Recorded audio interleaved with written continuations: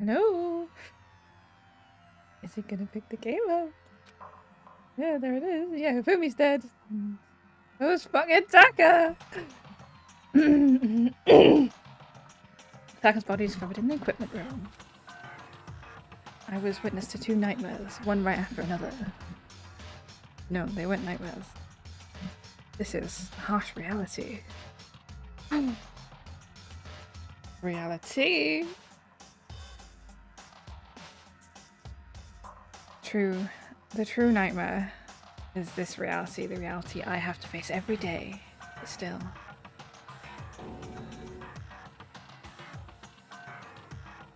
Oh, goes out for the count. Okay. Why is this happening?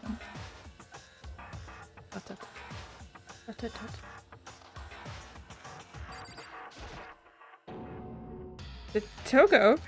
Don't tell me. Toko too? Relax. She just passed out when she saw the blood. The blood? Oh, that's right. When Toko is Toko doesn't feel her blood, huh? That's one way to put it. We've tried everything to get her to wake up, but no luck. Just leave her be for now. It's just like he said. Let's just leave her alone for now. Another hammer. Now it's just a hammer full, and it's even bigger than before. Is that the suspicious individual responsible for killing Taka too? However... But why is it Justice Hammer full? Huh? What do you mean? Celeste was attacked with Justice Hammer 1, then Hifumi was hit with Justice Hammer 2. But this time it was Justice Hammer 4. What happened to number 3? Huh. What? What's the matter? Well, when you mentioned Justice Hammer 3, you just reminded me. What? Out with it. Do you know something? Actually, Taka's not the only one that's been killed. Ifumi's dead too. What? Hey! Ifumi's been killed? Yeah. I see. Which is why you came to get us. And we better go check it out. Damn. Of course, come on. Go, gang. Team. So Sakura, Byakuya, and I rushed out of the physics lab.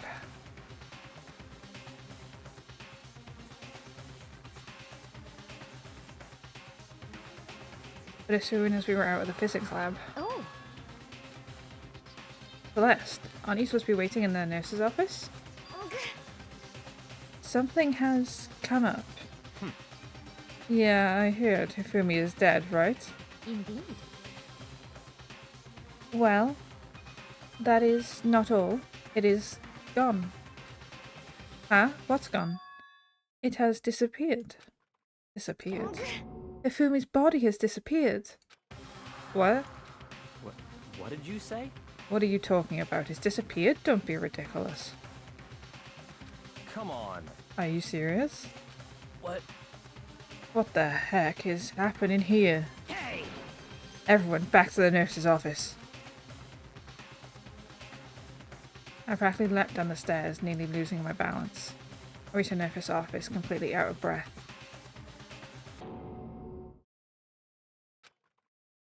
I couldn't believe my eyes. Ifumi's body was there just a few minutes earlier. It's just disappeared. Me and Celeste went to the bathroom. We were only gone for like a minute. And then when we got back... Indeed. This must be the work of the culprit. They must have come and carried the body away. They must really be enjoying this. Enjoying the sight of us standing around frightened and confused. We're all going to die here. We're going to die, just like those guys died. What did you say? I don't believe this. I don't believe a body would just disappear. Why? First, there were 2 murders, and now one of the bodies has been taken. This is unnatural. Huh? Hold on, what do you mean 2 murders? Hina. Taka's been killed. We found him in the equipment room. No way! It can't be. Taka too? It can't be. It Can't be. No! Oh, Hina. calm down. We're all gonna die, all of us. They're gonna kill all of us. Then who might the next target be? Toko? Huh? What?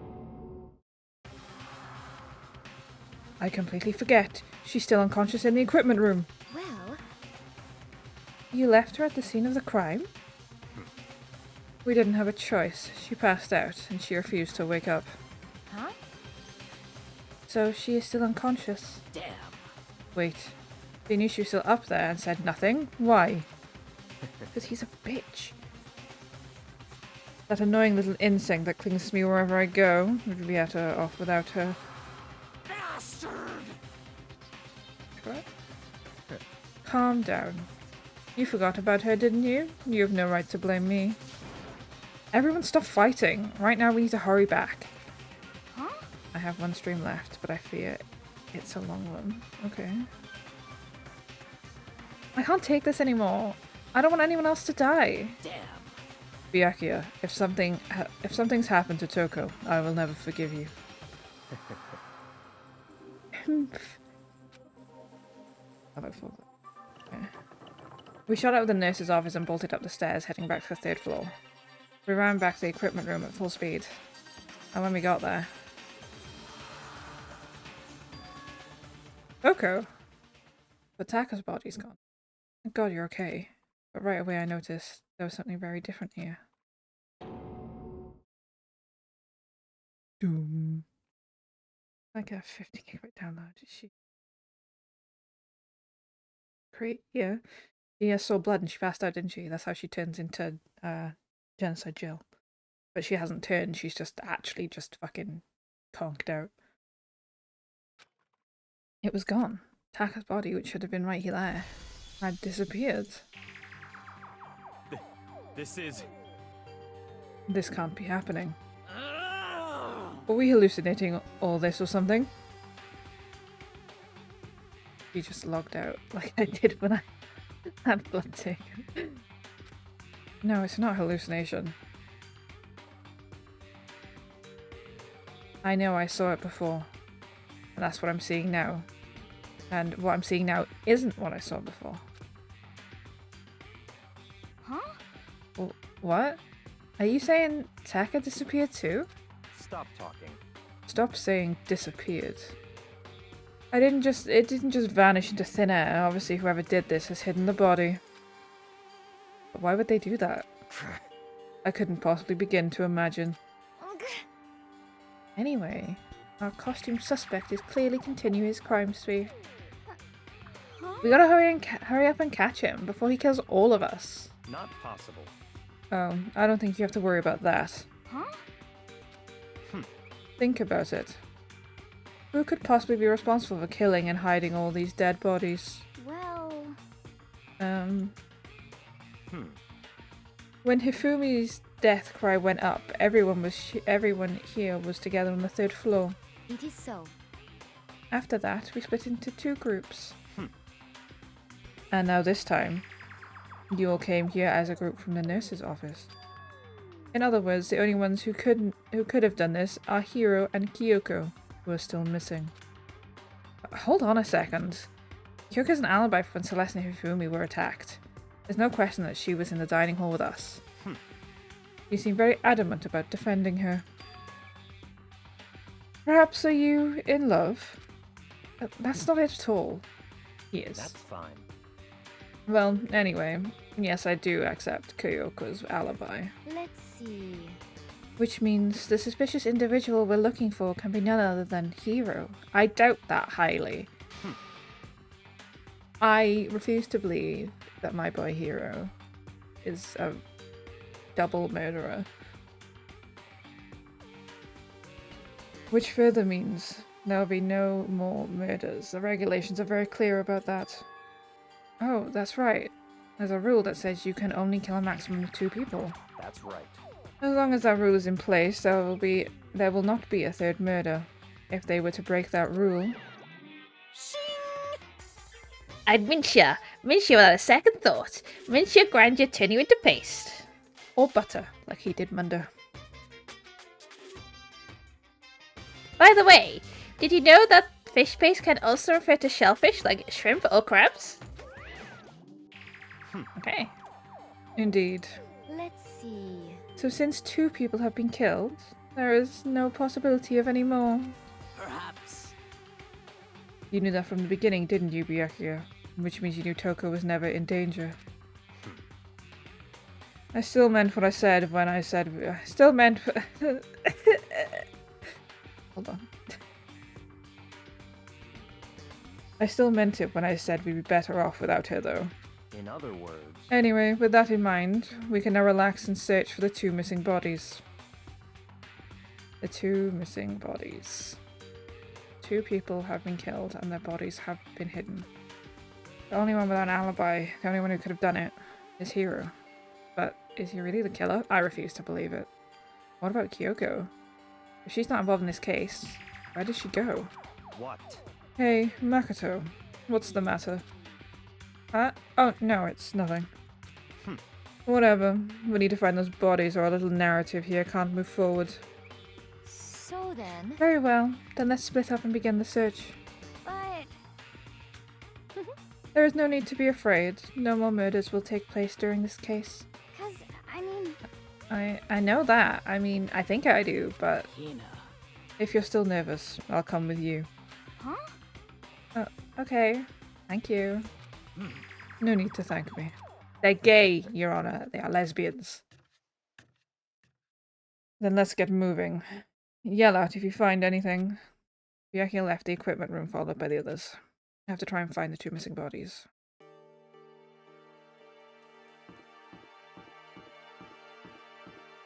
I don't know where they'd fucking put some bodies. How would you hold 2 bodies away without anybody noticing, for one?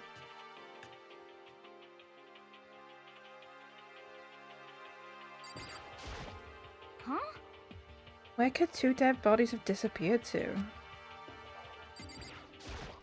Damn. We need to search for the bodies that have disappeared. What happens after that? Rattle, rattle. Huh? The door must be locked. It shouldn't be locked. It wasn't that when I came up earlier. It were only locked when I was here earlier. The hammer's still here. Celeste. I should really attack with this Justice Hammer 1. But what the heck is with this thing?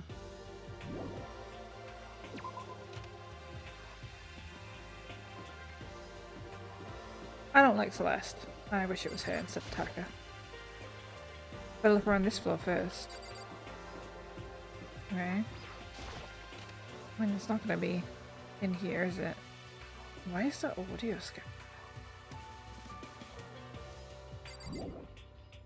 Weird. Aye, fuck me. Spooky bitch. Makoto, Come on. why are you just standing there? We need to get to the repository. Huh? You mean? Indeed. I found them. Ifumi and Taka's body had both been hidden in the repository. Goodbye. I've already told Hina and Sakura. We'll go on ahead. Their bodies were hidden in the repository. That's the locked door that shouldn't have been locked, right?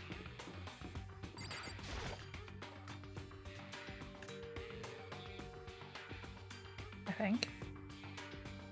Are the bodies here somewhere? I have to wonder where they could have been hidden in there. Up ahead is the repository. The door not turned. I guess it's unlocked. Then I have no choice but to go inside. So I opened the door. And when I entered, I saw dead bodies, I'm assuming.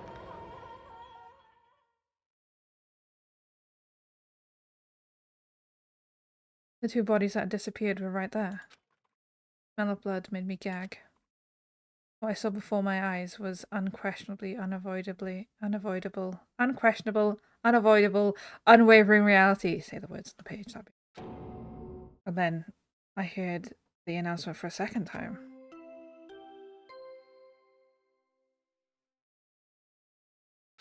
That should have played earlier then. A body has been discovered. After a certain amount of time, which you may use however you like, the class trial will begin.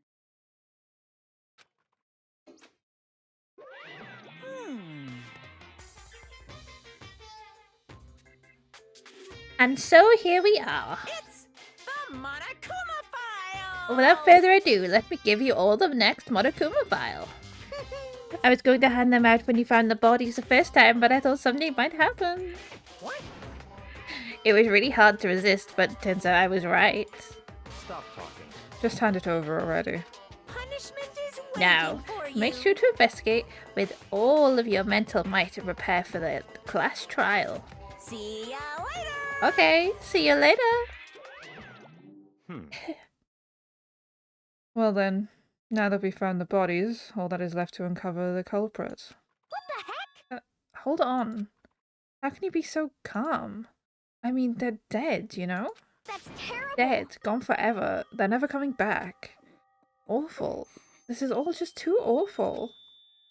Hina suddenly burst into tears. She clutched at Hifumi's lifeless body. Who would do this? Why?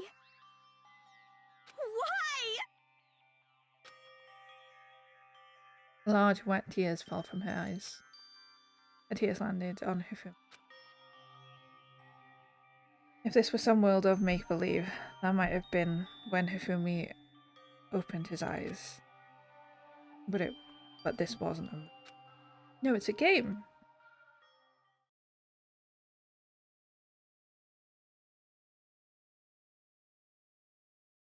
Oh. Oh.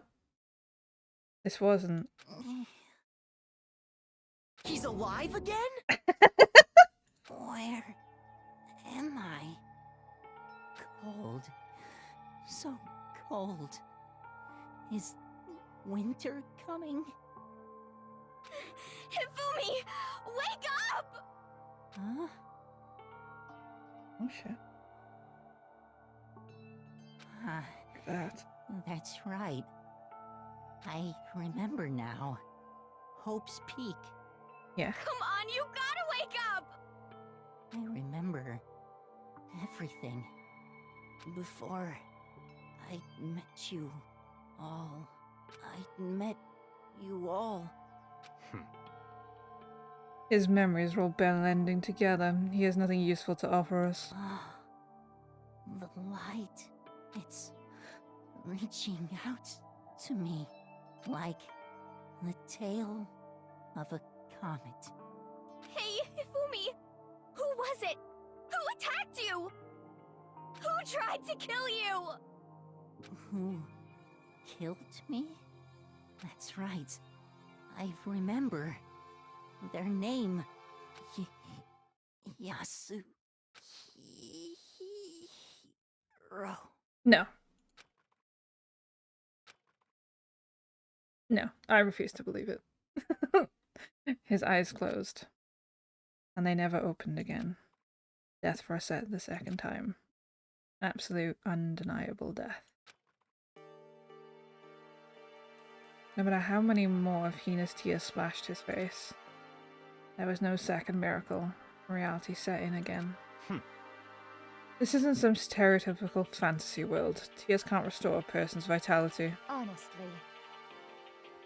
You have no tears, do you? No blood in your veins, no calcium in your bones. At least you have your meat. Stop talking. You're just angry. Going out of his way to return, just to leave us with those unnecessary dying words. Now this game has become exceedingly boring. He said, Yasuhiro, right? Then perhaps... Yasuhiro Agakure. That is the only person he could have been referring to. So, in other words... And with that, the case is solved. Assaulting people and even killing Taka and Hifumi, and going as far as hide their bodies. A criminal that hides his face behind a mask and uses a bunch of giant wooden hammers.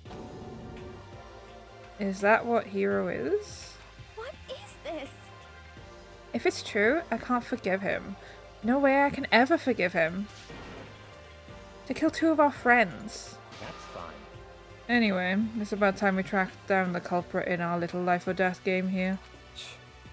Although, this time it's not all that life or death. The trial was cleared without much trouble. Indeed. Yes, it does look that way. It's going to begin again. We have to go through this one more time.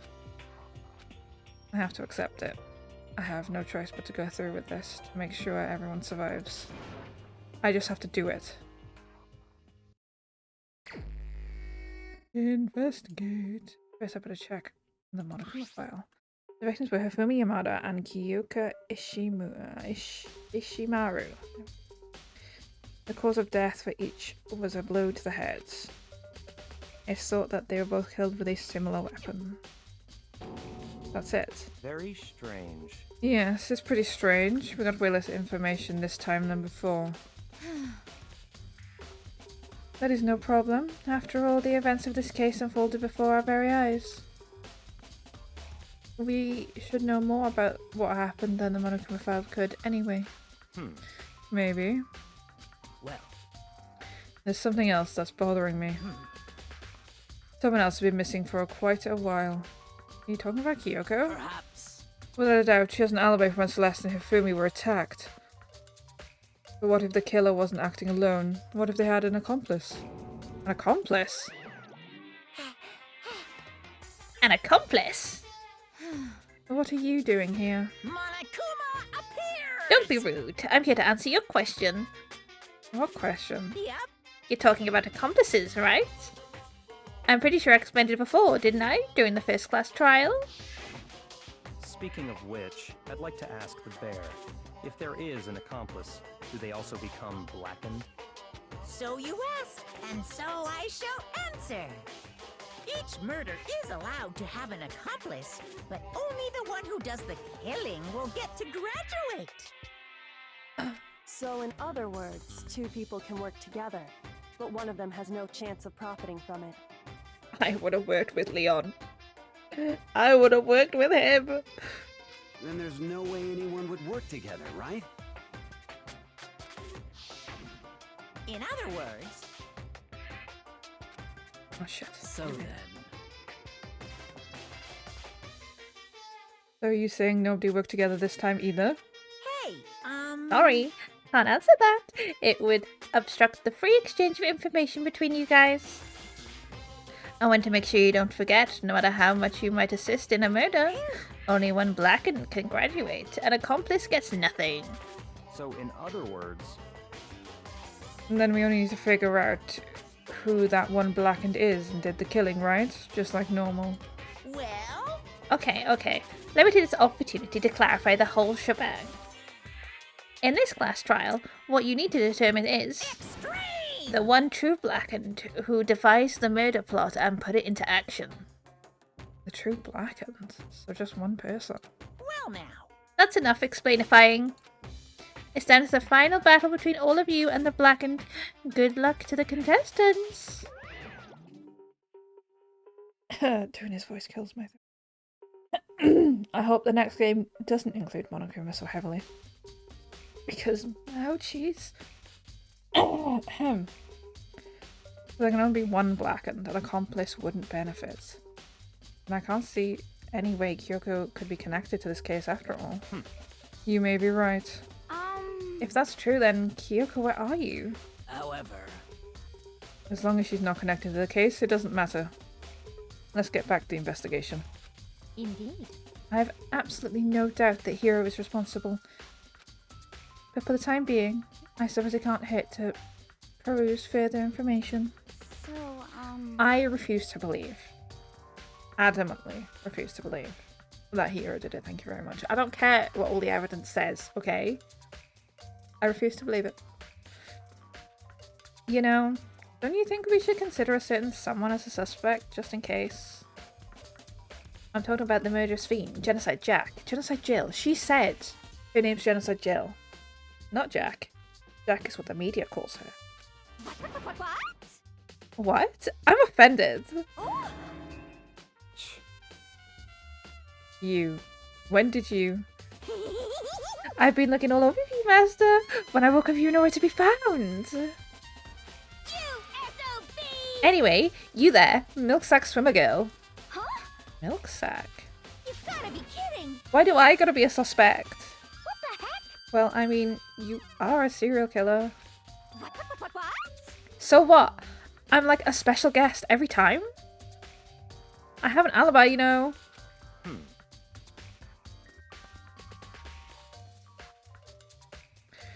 She's right about that. When we heard Hifumi scream, she was with me. And when the bodies disappeared, she was lying unconscious in the equipment room. Thus, Tako's body aside, I can't imagine any way she'd be able to move Hifumi's body. Yep. Besides, I calculate every move I make. I'm not gonna kill someone when everyone knows what I look like. They don't call me a murderous fiend for nothing. What are you saying? That's not the kind of thing you should be bragging about. Let's see. On another topic, should we post a guard by the bodies like before? We can't have them disappearing again. So then... You and I can both handle that. You don't mind, do you, Hina? Sure, I'd be totally useless in the investigation anyway. It's all clear now. She scares me for some reason. Which one? Which one's she? There's 3 she's in this room. The serial killer, the big woman I'd let crush me. Oh no. There's 4 women.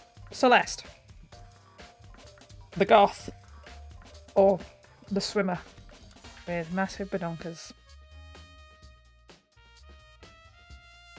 You've got a choice of which one scares you. Then that's that. Let's begin. This whole thing is so strange. All but one of us has an alibi, so figuring out who did it should be obvious, right? Yeah, but I doubt it's fucking Hiro. Then I said Jill. Yeah, well she's a serial killer that kills only men. So she should scare you, because she would kill you. But maybe it's just me, but I don't think it's going to be as straightforward as it seems. Monokuma File 3 has been added to the split section of your handbook. He did! Tako. He'll never move again. Well, now him and Mundo get a kissy in the afterlife. Swishy. Nuh-uh. Yeah, she'd kill you. I'd scrap it. Well, you wouldn't know until it was too late. You'd be filled with holes, because she'd stab you. According to the Monokuma file, Taka died from a blow to the head. We found Justin having 4 near his body in the equipment room. Is that what was used to kill him? There's a tarp laid out under his body. Did the killer use this to move Taka's body? In that way, there wouldn't be any blood left behind while the body was moved. Blue tarp has been added to the truth bullet section of your handbook. Fumi. Fumi's big, cold, dead body is laying on the floor. I like how they still fat shave him even after he's died. His really big body, okay. I mean, how on earth was the killer able to move someone so big? From the nurse's office where he was discovered to here, the repository. All the way from the 1st floor to the 3rd floor. And all without anyone noticing it. He did have a real big body, to be fair. Yeah, he still has a real big body, he's just dead. That's the only difference. He still has the big body, he's just dead. How the hell? It's no good, I just don't get it. I can think about it later. For now, I have to finish investigating Hifumi himself. If I remember correctly, Hifumi's fatal injury was also a blow to the head. What if the true Blackened is dead? I don't still remember him.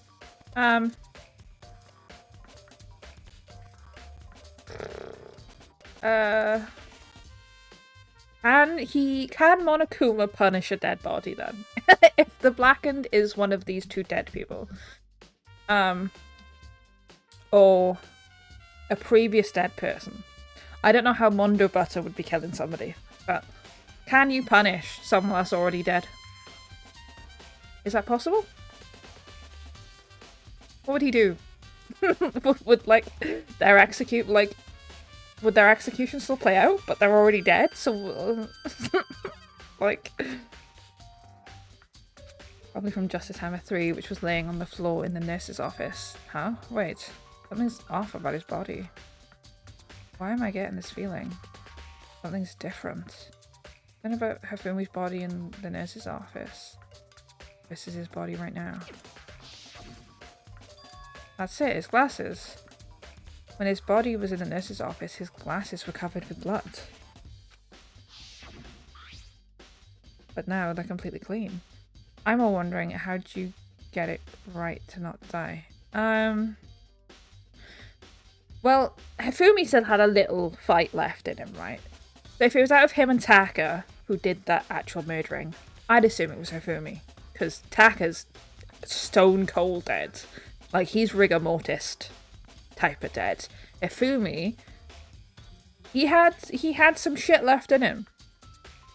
So I'd assume that Taka was killed before Hifumi. I'm assuming. Based on this. You know what I mean? Like, he was attacked. And then he was killed. And then he was brought here, apparently. But then, like, I don't know. That little bit of oomph he had left just makes me think that if it was one of them, he's the murderer. Because Taka's dead as hell. that man is very, very dead and was very, very dead for a while, I'm assuming. Does that mean someone wiped his glasses off? Or who would do that and why? Fumi's glasses have been added to a truth bullet section of your handbook. The hammers are all different sizes hanging on the wall, although some are more like mallets. Mallets? But the Justice Hammers have been designed using these models. I'm begging you, Makoto. Those hammers are those hammers. The Justice Hammers are clearly those hammers. Either way, all the hammers you have obviously seen a lot of use. They're all covered in debris and chalky stone powder. Wait. For some reason this hammer isn't dirty at all. And it's wet. Did someone wash it recently? Well, this hammer has been added to the truth bullet section of your handbook. Taka. R.I.P. my boy Taka. I'm glad one of the killers found a hobby in art and cosplay. Yeah. It's a dolly, it doesn't have a handle. I saw this in the art room before. I guess it's used to statues around. Kinda awkward to bend down. Not too hard to use, but wait. Wasn't this in the equipment room when we found Taka's body? Oh! And look at the wheel. The bloodstain on it. Oh, so they used this. They used the dolly and the top to push Taka out without leaving a blood trail. Okay. Easy peasy. So there's blood on the wheel of the dolly, and that was moved from the equipment room to the repository. What's the explanation for that? Oh, I'm begging you. Use your brain. Use the 2 brain cells you've got. Just rub them together to form a singular thought. I beg of you. Yakuya, do you think he really did it? I don't see how anyone else could think otherwise. When the attacks and murders and disappearances all happened, every one of us had an alibi. Well, the last thing Hifumi said when he died. Yeah, he said Hiro's name. So, in other words... And there is no room to suspect anyone else. Okay, but if he did do it, why would he hide his identity with that weird costume? Maybe he thought that no matter what happened, he'd be safe as long as his face was covered. Because he's the fool of the century, you see. I mean, he is kind of dumb. Do you really think that's enough to explain it? I feel like there's a clue hiding in there somewhere. What? And is that it? That's all that bothers you about the case? Well, no, there are a few other things. Like, why did the killer try and hide the bodies? They probably figured that if they... Taka. I know, right? That man is dead. He went through all this whole transformation to become... What was it? Taka... Mundo? Taka... Whatever the combination of him and Mundo were. For him to just get twatted, like, a day later. They probably figured that if we couldn't find the bodies, we couldn't complete our investigation. If that's the case, we found the bodies pretty easily, didn't we? Again, it comes back to the fact that the culprit was a moron. I refuse to believe it was Hero. I don't care what you say. I refuse. I refuse.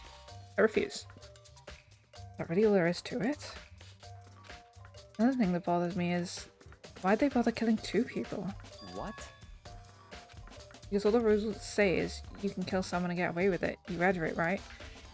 So if you're the killer, your number 1 priority is not getting caught. But killing 2 people means more clues, more chances you'll get found out. I see. Hold on. Perhaps I see. Well, that's what matters. That's what matters? Where am I getting these words from, bro? I'm pulling these words out of my ass. Try that sentence again.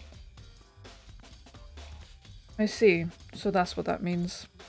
Is everything okay? That's enough.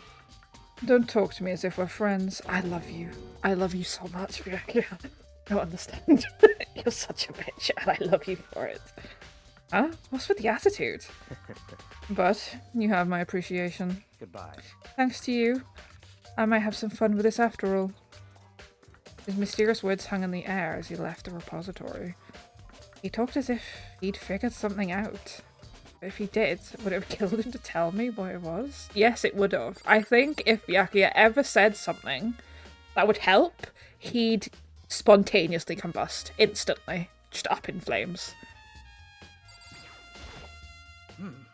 There are many aspects of the incident this time. Too many, to be honest. Considering that, it may be good to look back on everything that's happened. So then. Would you like my help? Okay, go on then. Yeah, let's look back on things. This morning, only 4 of us met in the dining hall. Hina, Kyoko, you and myself. We waited for the others, but nobody showed up, so we decided to go look for them. It was around 8 o'clock when we began our search. And soon after we split up, Kyoko disappeared. Oh, that was me. Yeah, that's fine. After that, Hina found Celeste in the rec room on the 3rd floor, and then quickly came and got you and me. According to Celeste, she was attacked by a suspicious individual and lay unconscious for about an hour. In other words, she was attacked an hour before we found her. Meaning just after 7 o'clock. Based on the picture Celeste took, we discovered her attack was dressed in... Fuck me! Say the words! Based on the picture Celeste took, we discovered her attacker was dressed in a strange costume. It was Robo Justice.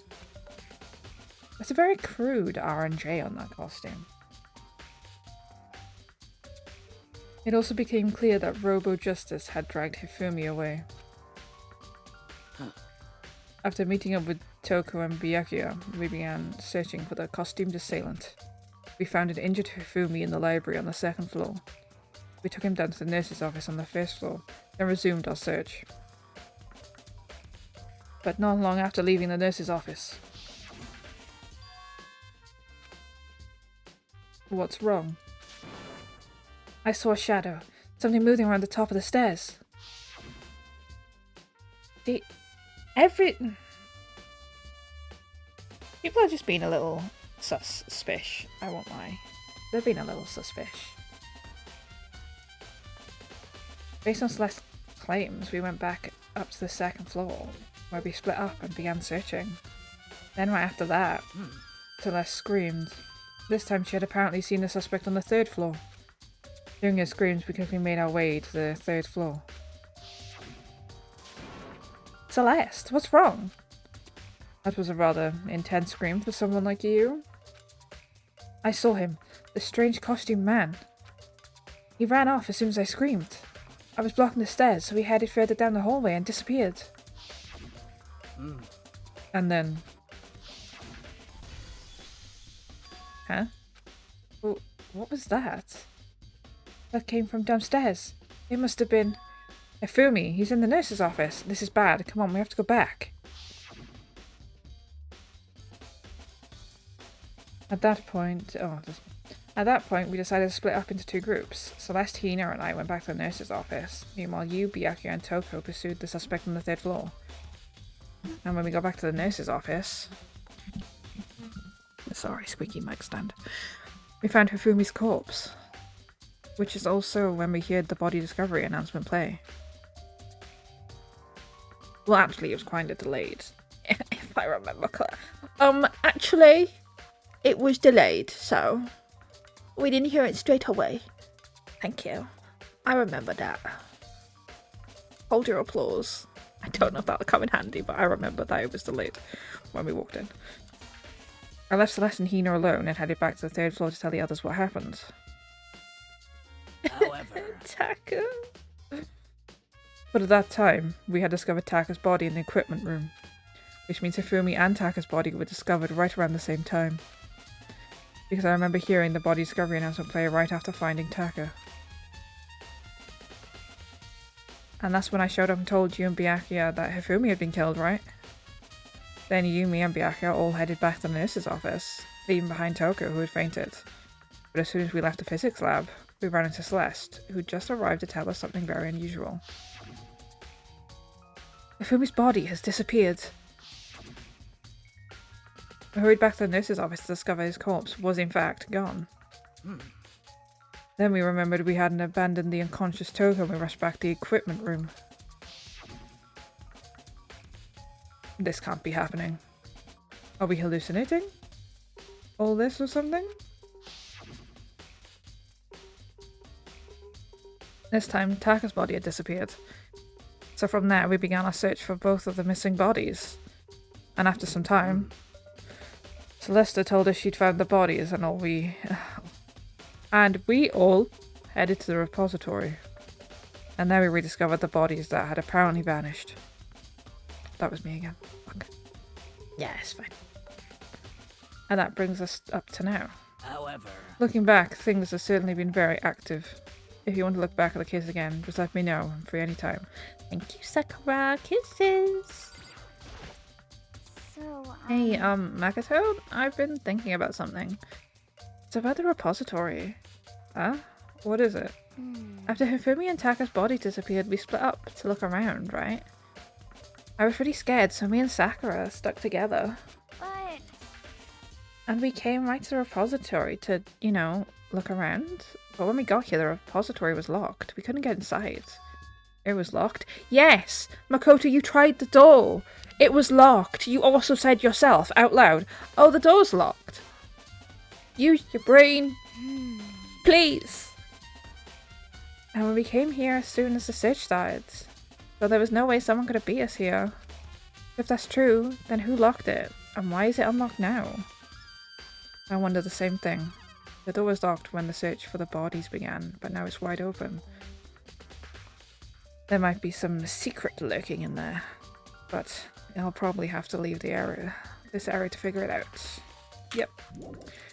There's only one way in and out of this room, but it's through the door that Hina said was locked before.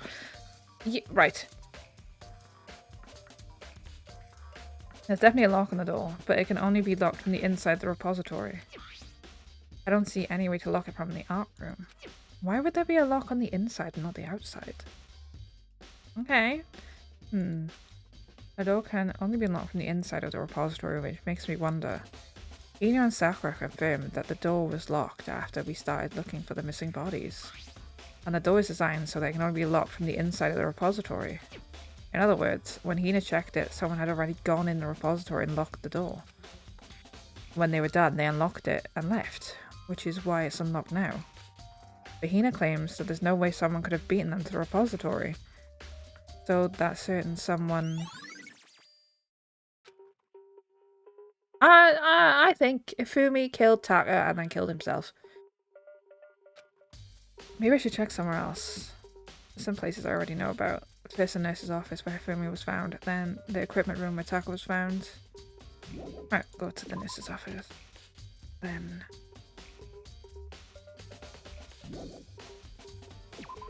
Hifumi had that last little bit in him, and it makes me suspicious. It makes me think, like, Hifumi...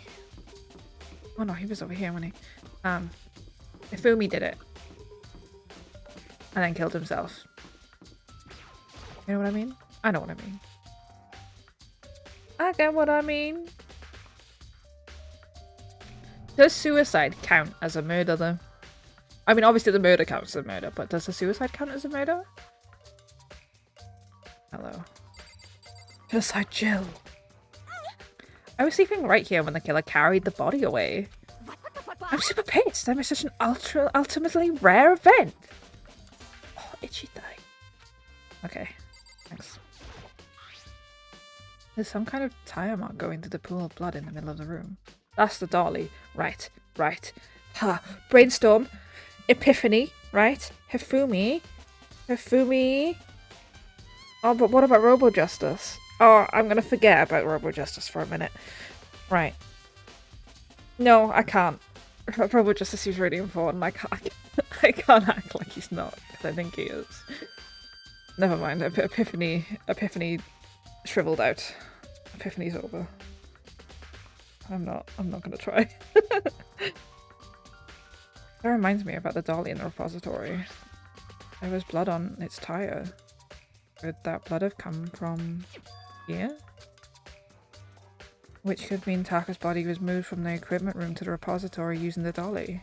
Both rooms are on the 3rd floor, so that should definitely have been possible. Equipment room bloodstain has been added to the truth bullet section of your handbook. But even if the dolly was used to move Taka's body, what about Hifumi? Hifumi's body was in the nurse's office on the 1st floor. Even with a dolly, there's no way to get it up from the 1st floor. 1st floor? Get it up to the 3rd floor. That's still a total mystery. One of the tarps is missing. Ah, this tarp. I've never seen it somewhere before. And just recently too. Yeah, it's the... never mind. This is Hammer 4, the weapon that was used to kill Taka. The body was moved, but the murder weapon was just left here. Doesn't have any blood on it though. Seems clean.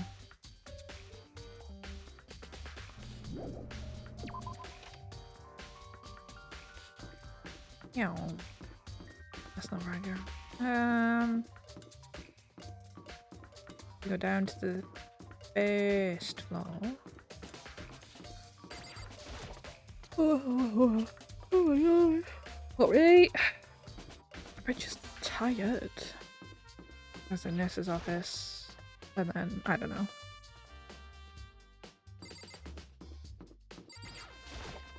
What will we find?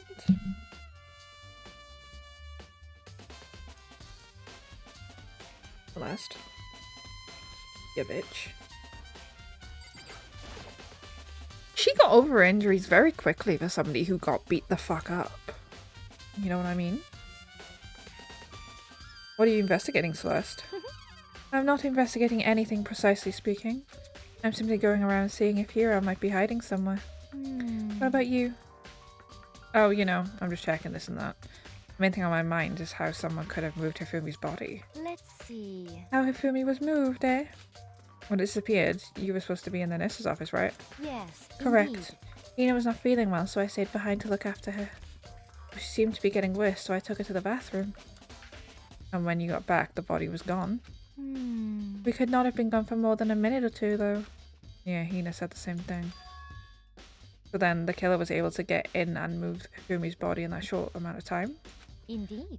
It would try that again. It would seem so. To carry off someone as big as Hifumi in only a couple of minutes is... can't think of it as anything less than impossible. Blood. Hammer. This is Hammer 3. Was the one that was used to kill Hifumi. I moved the body but left the weapon behind. Oh, a fridge. A refrigerator. I wonder if there's anything to drink inside. After everything I've been through, I'm totally parched. Maybe just a quick peek. There's a bunch of blood packets in here for blood transfusions, I guess. Doesn't help me though, I'm not a vampire. No. Oh. That's all there is in here, I guess. I feel like there's more for me to look at. Oh! Bin! Didn't see that. It's just a normal trash can. Well, wait, there's something inside. It's too small to be a handkerchief. It's a glasses cleaning cloth. With some kind of cartoon character on it. But it's covered in blood.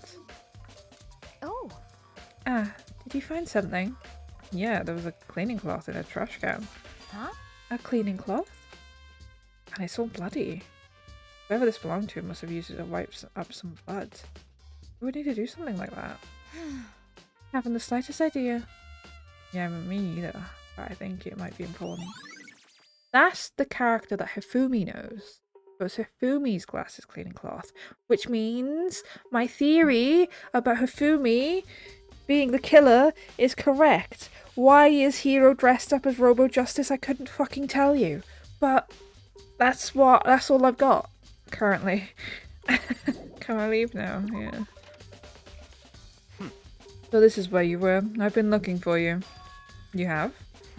I wanted to thank you for what you did.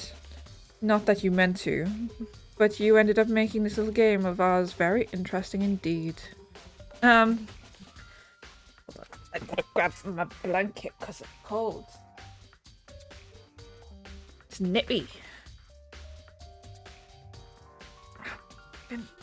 I apologize. I'll see my brother in the background. I don't know if it's picking it up, but if it is, I apologize. Because I can hear him through my headphones. The issues of living at home. You should go to Hero's room. And let me give you this. Meet in the dining hall. This is a note Hero wrote to get us all to meet up. Oh, this is me. This is the note that Hero wrote to get us all to meet up, right? You remember well. Well, the penmanship was pretty remarkable, so it left an impression. It's all clear now. Anyway, this makes it clear, right? This is a trap. What is? Things grow ever more exciting. What are you talking about? I've already repaid my debts. I don't owe you anything more. I don't owe you any more explanation. Goodbye. Like I said, if Byakuya ever told you something to help you during an investigation, he would instantaneously combust. Just straight in front of you. Just turn to ash. Yes, the hero's message has been added to the truth bullet section of your handbook. So he said to go to Hero's room, but was waiting for me there. I'm assuming a clue. Just throwing a guess out, you know. Which one did you say? Heroes? Yoko. Yotaka. Mine. Mundo, R.I.P. Byakuya, Sayaka, you're a bitch, I don't care. Junko, R.I.P. Togo. Hero, R.I.P. Celeste, bitch. Sarah, no. My husband! Yes, you're here. The door is unlocked. I guess I can go inside? Yeah, I did say to go look. It might not be a great idea, but I'm gonna take a plunge.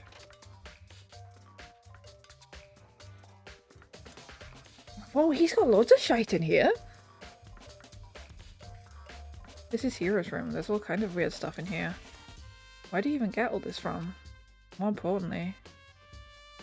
Am I seeing that? I am! Oh, my game's a little fucked. Oh, why is the camera doing that?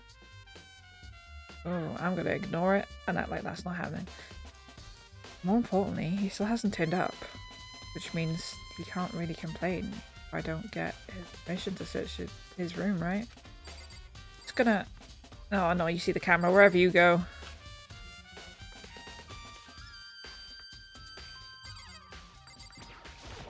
No, I don't want to leave. I want to look at the shit. Let me spy. Spying. I think there's something in the cardboard box. It's blueprints for something and something's made out of... It looks like cardboard, plastic and plaster? Is this Robo Justice? And it's in Hero's room. But wait. These blueprints. Something about them bothering me. Yeah, that isn't Hero's writing. Robo Justice blueprints has been added to the truth bullet section of your handbook. Yeah, that's not Hero's handwriting. Like, very clearly. All bad people talking about in my room. Oh, okay. Can I really not, like, rummage through shit? I soundlessly checked the bathroom. There's nothing in here. Pretty grungy, though. How does a bathroom even get this dirty? Oh, I don't even want to fucking know. Leave the area. Yes, please. Makoto, big news, big news! What's wrong? We found Kyoko. What? Is she okay? Where is she? Wait, I wasn't done. There's more big news. Just a second. Robo Justice showed up too. Robo Justice? It's Hero wearing the costume. Okay. Anyway, as soon as you can, head to the pool on the second floor. I think Hiro and Kyoko would turn up at the same time. Anyway, I have to head to the pool. I ran off to the second floor as fast as I could.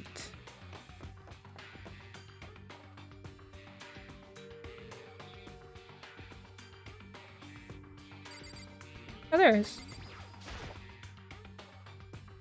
Dot dot dot. Kyoko and... I mean... Phew. Man, I've had the worst day. Hero? I fucking love Hero. I refuse to believe Hero's done anything wrong. Reuse. Hero? Huh? Yeah, hey, dude. Who else would it be? That's a good question. Huh? What? Why do I look like this? Did someone come along and remodel me while I was sleeping? Was it the Illuminati? Okay. I've got itchy eye. Right. Hold on. Oh my god. My eyeball. I found Hero. He was jammed into the pool locker room. Locker. It looked like he was fast asleep, so I kicked him and woke him up. Don't be mean. I still can't believe you kicked me. You could have been a little more gentle about it, like, I don't know, caress my face or something. What? That's creepy. Anyway, Kyoko, where have you been all this time? You just disappeared all this time without a trace. Well, There was something I had to check up on. What do you mean? Never mind. I can't never mind. it's nothing. Never mind. Hey, More importantly, she says that, but does she have any idea? Does she know people think she might be spying for the mastermind? and? First of all, Hero, you need to explain to us why you're dressed like that. I mean... Oh. Well, I mean, I have no idea. 1 second I was asleep. I don't even know how that happened, and then I woke up and then I was here. I don't care. Do something about that costume. It pains me just to look at you. Let me out of here! I don't know what's up with this thing, but I can't actually get it off. A little help? Why would you make something that you can't take off by yourself? You got it all I didn't make the stupid freaking thing. It would seem... There's a clasp on the back that's keeping you from getting it off. Looks pretty sturdy. I don't think you can get it off on your own. Well, we don't really have a choice. Let's help him. It took everybody's help, but slowly we were able to get Hero out. Right. Okay, so Hero couldn't clasp it without someone else helping him. Or someone else putting him into it. So, I stand by it. My boy Hero did no wrong. Okay? Took a few minutes, but we eventually got all the pieces off. Phew, free at last. Isn't that kind of weird how perfectly the suit fits Hero? So then... More to the point, nobody but Hero would have been able to wear that costume. Wait, what? Hold on a sec. Honestly, Don't bother trying to act innocent. The blueprints were in your room as well. is that okay? In other words, it's obvious to everyone that you made this costume. That's true. I saw the blueprints myself. Yeah, me too. But the writing isn't his. Could it be... Then it's obvious. The one who put the costume on and went around attacking everyone That's terrible! was Hero. Shall we tie him up and gag him? Just the worst! Good idea. We wouldn't want him killing anyone else. Tie me up? Hold on, guys. I think this might be going a little far. That's right. He may be a suspect, but he deserves fair treatment. Yeah, I mean, Attacking? Blueprints? I have no idea what you guys are talking about. What the heck? You can't talk your way out of this. It's been decided. You killed them. What? Killed who? I have no idea what you're talking about. There must be a fake hero running around. What are you saying? You're the one who can now... read the words. You're the only one who can wear this costume. So who else could possibly be the costumed attacker? What the heck? Oh, attacker. How do you know I'm the only one? Maybe you should try it on yourself before you convict me. Okay. Fine. If you're gonna be a jerk about it, I will. Without missing a bit. I think that's supposed to be without missing a beat. Hina started putting on the Robo Justice costume. Huh. See? Look. See how loose it is? I mean, come on. I'm blind as a bat in here. Can't see my feet at all. I'm locking my surprised you guess. got anywhere in this thing. Based on my Among Us experience. I think somebody is very clearly trying to frame Hero. I'm saying very clearly. I don't know if it's very clearly, but very clearly to me, because that boy could do no wrong. So, but I don't think Hero did it. I think somebody's framing him. Like, you can't put that costume on and do it up without somebody else helping you. They, like, explicitly just said that. So I think he's getting framed. I'm telling you, it wasn't me! And not to mention, you totally can't bend at the waist. Seems like a pretty obvious oversight. Yeah, can't bend at the waist, so you wouldn't be able to move Taka on the dolly because you'd have to bend over to push it. And you can't. You can't bend over to push it. So, I'm locking in that it isn't Hero. That's not a very nice thing to say. I mean, it's not like I made it. I just got caught up in the moment. Well, either way, now we know for sure, right? I mean, it seems pretty clear that nobody but Hero could have fit into this dumb costume. In a huff, Hina took the suit back off. Ah. Well, now you're all out of excuses. No, see, it's because you're a girl. If it was another guy, then... Makoto, go ahead. Okay. Against my will, I picked up the pieces off the floor and tried putting them on. Yeah, but Makoto is a manlet. Makoto's like 5 foot fuck all. He's not going to fit in anything. He wears children's sizes. It's no good. The arms are too long and there's no way I can wear this. Just a second. See, I told you it was impossible. You're absolutely right. It seems this costume was made to fit Hero's body exactly. But then there's another costume. They must have one that looks the same but fits them. Honestly. If you insist on this line of defense, then show us some evidence. what the heck? Evidence? You claim there's another suit, yes? Then you must find it and show it to us. Ooh, what the heck? Just the worst. Who cares? Hero's the only one without an alibi during this whole thing anyway. That's terrible. Which is how we know it was him. I mean, is that really true? I have no idea what's been happening. Could someone, like, tell me? Robo Justice costume has been added to the truth bullet section of your handbook. Okay, Hero, I don't think you killed them. What the heck? If you don't tell me what's going on, how am I supposed to understand? I think I figured out that someone's been killed, right? Hey, Makoto, who was it? Well, 2 people were killed. Taka and Tofumi. What? He needs a wash. Sweaty cash. He's sweaty because he's nervous. We went to his bathroom and apparently his bathroom was fucking stinking. So he might just be a disgusting man. I still love him. I'll look past his flaws. What? 2 people? Just the worst. Rally guy. Why are you freaking out? You did it. I did not. Huh? Wait, hold on. If those 2 are the ones that were killed, How about that? that's it. I know who did it. So then, You may as well tell us then. Hmm. Taka and Hirumi were fighting over Alter Ego, right? I'm at least Which means 30% Alter Ego right. and OG Hero must have done it. You're so dumb. You're so dumb. I love you, but you're so dumb. Correct. I see. That's unfortunate. Please. Unfortunate. What the heck? Stop trying to trick us. Just admit that you did it, okay? I'm telling you, you got it all wrong. Oh, so. I know, that note. Last night, someone slipped a weird note under my door. And here's what it said. I found a hole, maybe we can use it to escape. Monochrome can't find out, so don't tell anyone else for now. Let's meet in rec room at 1 AM. That's the last thing I remember is going to the rec room, and then for some reason I fell asleep. Hey. The real killer probably drugged me or something. Just the worst. Oh, for bullying. He's dumb, but this is also Danganronpa, yes. Apparently you calling this imaginary man dumb is bullying. I just have to allow it.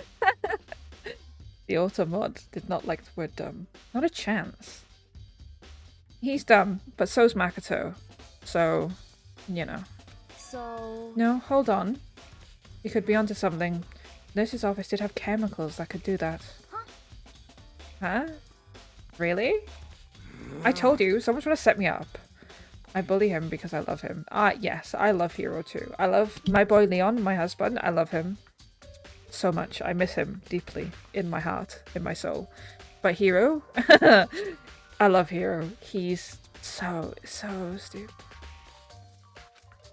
A secret password, a chance to escape. Someone wrote that to trick me. Even if that's true, you must have been one dumb fish to bite every piece of bait that floats in front of you. Well, after being trapped here for so long, even if, you know, it's a lie, you still gotta check, right? They preyed on my desire to get out of here. They deceived me. I still don't buy it. Don't be mean. Well, you should buy it. I love him so much. I love him so. Okay, then show us that note. With pleasure. I have it right here in my pocket. No way. Looks like I lost it. Oh, Hero. Hero.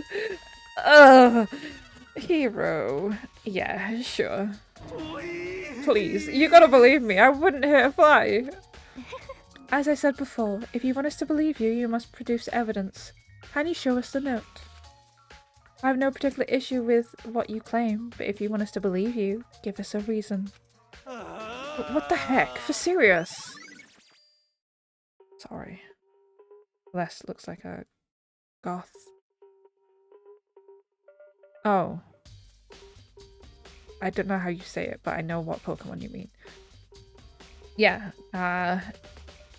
Celeste is Goth Lolita, I think? I don't know the actual term for it. Gothitelle. Gothitelle. Yeah, she's goth. Now then, shall we resume our investigation? There's no time to waste before the class trial begins. Why do we need to keep investigating? We already know who did it. What the heck? Why did you kill them? Tell us, Hero. No, it's like I said. Just the worst. Was it ready to get money Monokuma offered us? Yeah, that must be it. You must be totally broke, and that's why. Wait, that's a false accusation. Someone help me. What are you saying? Just be thankful we haven't bound and gagged you. If you have time to yell and carry on, you have time to search for your evidence, right? You're right. I need to look for the second suit and that note. Pete, don't fail me now. I guess I'd better go back on guard duty. I was going to ask Toko, Genocide Jack, to switch with me. But if she and Sakura got into a fight, we'd have a catastrophe on our hands. Well, bye. One by one, everyone peeled away. Makoto. You have a second? Huh? I want you to help me with the investigation. It would seem... It looks like I got a late start on this one, so I need to make up some ground. Sure, I don't mind helping, but can you promise me something? Later, when we have time, will you tell me why you disappeared? Why is that? No. Reject me so simply. Anyway... No is a full and complete sentence, Makoto. Anyway, I need your help. You don't mind, do you? Oh, okay. Shall we go? Thanks, no. Now then, shall we? Hey. So, Makoto, first I'd like to examine the corpses. examine the corpses. I can't believe I'm hearing that from a girl the same age as me. Correct. She's actually secretly a granny in disguise, so, you know. Dead bodies don't lie, you know. They tell the truth far more easily than the living. Hey, Wouldn't you agree? How am I supposed to answer? anyway, We have to hurry before the class trial begins again. Yeah, you're right. Okay then, show me where the bodies are. They're in the repository, and I guess I should head that way for now. Are you gonna make me walk? Ugh, bitch. Where are the stairs? No, the stairs are by here, aren't they? The stairs are by here. And then the repository is over here. Ugh. Yawny, yawny, yawny. In here.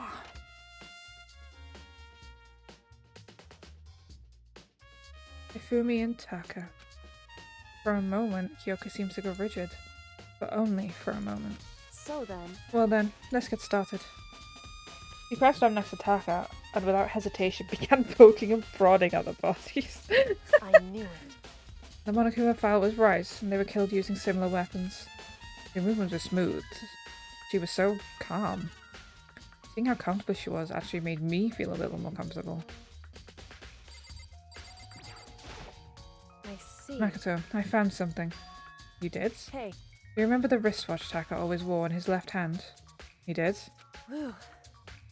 Are you so obvious to the people around you? Do you dislike other people that much? I didn't know he had a fucking wristwatch. No, that's not it. Anyway, you said he had a watch? So then, Take a look. It's broken. You can see the hands aren't moving, right?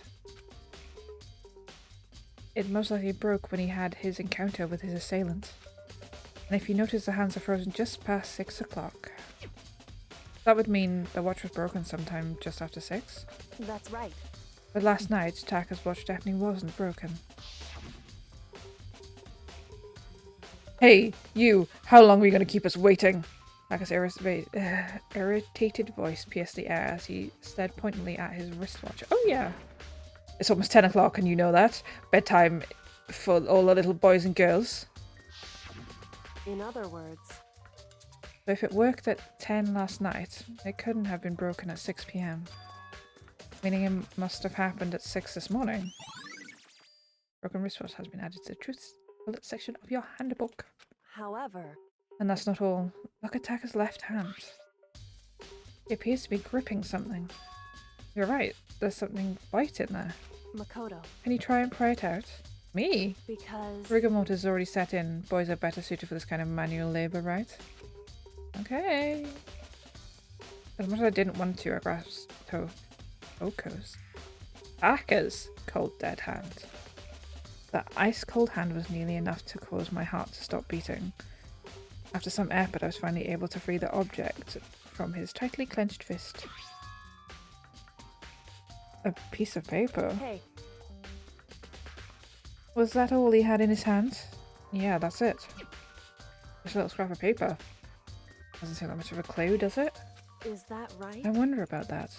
Yoko then turned to Hifumi's body. So then, Let's check Hifumi's body now. Perhaps he left us a few clues of his own. Kiyotaka's scrap of paper has been added to the truth bullet section of your handbook. Hifumi. The biggest problem I have right now is how the killer was able to move Hifumi's massive corpse from the nurse's office where he was discovered into the repository. All the way from the first floor to the third floor, and all without anybody noticing. I just can't see how that's possible. Weird though, it seems that Hifumi died from a blow to the head. He was most likely killed using Justice Hammer 3, which was found in the nurse's office, but when we found his body in the nurse's office, his glasses were covered in blood. But now they're spotless. That means someone wiped his glasses clean, but who would do that and why? He did it himself. So did you find anything? indeed. I did, more than I expected to be honest. Look at this. A wad of paper. That's right. Ifumi had it hidden on him. Hidden? Indeed. He stuffed it in his pants, so I can only assume he'd hidden it on purpose, you see. In his pants? Wait, see Why you. is that? It was just his pants, not like his socks or something. I don't know what that means. Hey, Anyway, let's take a look at the paper. Go ahead, Makoto. Open it up. When I think of how it was stuffed down his pants, it's like, better be important, Ifumi, or I'll never forgive you for this. A note. I found a hole, maybe we can use it to escape. Monokuma can't find out, so don't tell anybody else. For now, let's be at the equipment room at 6 AM. so... That sounds very familiar. That's it, it's the same thing Hiro says. You can't touch your hand, but pants are okay, Kyoko. Yeah, I know.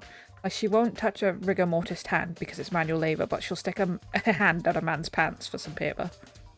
Like, I'd rather touch the rigor mortis hand than go anywhere near Hifumi's pants myself. Then he was telling the truth. However... Although, it's not exactly the same, is it? Last night, someone slipped a weird note under my door. And here's what it said. I found a hole, maybe we can use it to escape? Monokuma can't find out, so don't tell anyone for now. Let's meet in the rec room at 1 AM. The time is different. Hiro told us that his note said to me at 1 AM. But the note they wrote to Hifumi asked him to meet at 6 AM. Is that right? Hold on. Just because Hifumi had the note doesn't mean it was meant for him. Eh? So... Well, it's been torn off, right? I think there's likely some meaning there. Yeah, darkest bit. There's some meaning. The part being ripped. Could you explain a little more? Think carefully. Hey, Why would he have been clutching that scrap of paper so tightly? I have no idea. so then... What if it wasn't just a scrap of paper when he was holding it? What if it was something more important? And how would something important like that become a mere scrap of paper? That's what you need to answer.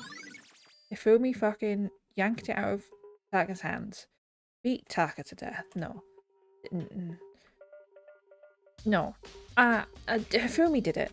Hey, And while we're at it, I should tell you one other thing. The two victims this time definitely had their e-handbooks on them. The handbooks have nothing to do with how the murders were carried out. Not that there was any reason to think they were connected to the killings in the first place. So you're saying I don't have to think about the handbook this time, right? is that right? If you didn't have to think about them at all, I wouldn't have gone out of my way to mention it. All I said is that they weren't used to help carry out the murders.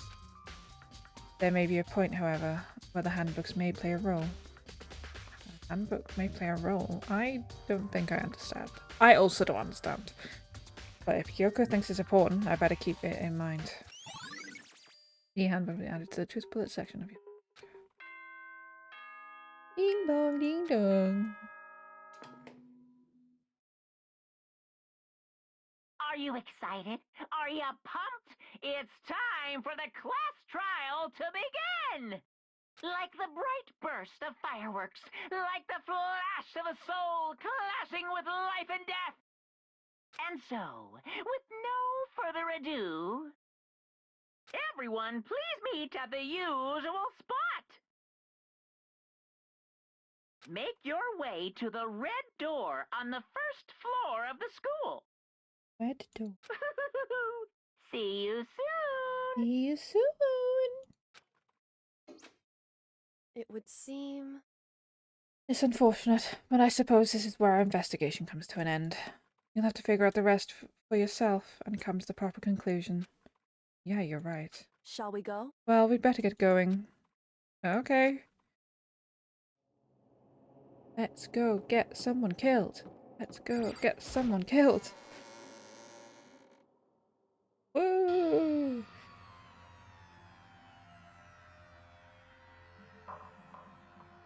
Everyone had heard Monokuma's proclamation and they'd all gathered by the red door. As soon as we were all there. Monokuma appears! Why are there two of them? Hello, hello, hello. He's multiplied. Wrong. Nope, not multiplication. It just looks that way because of an illusion. I'm moving so fast it only looks like I've multiplied. Can you guys tell which one is the real Monokuma? Can we just get in the elevator already? Boy, You're not playing along. Stop talking. We're not here to play with you. Okay, fine. hey! Then if everybody here is ready to go, please board the paid trade elevator. I'll see you guys down there. Let's go. Okay then, shall we? Please! Hold on, I'm not mentally prepared yet. What the heck? You'll never be mentally prepared. You can't run away anymore, hero. You're gonna pay for your sins. What the heck? I told you already, I didn't do it, for serious. Hmm. That reminds me, did you ever find the other costume? Or the note? Well, no, but... How unfortunate. Then it would seem we have our culprit. Okay, hero, I got your back. This isn't the place to talk about it. Save your accusations for when we get to the courtroom. That's right. She's right. Let's get down there first, and then the story can really begin. Yeah, good idea.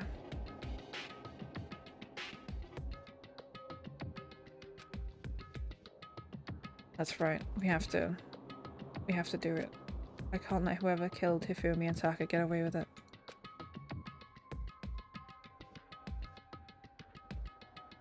For everyone who's still alive, and for those who lost their lives.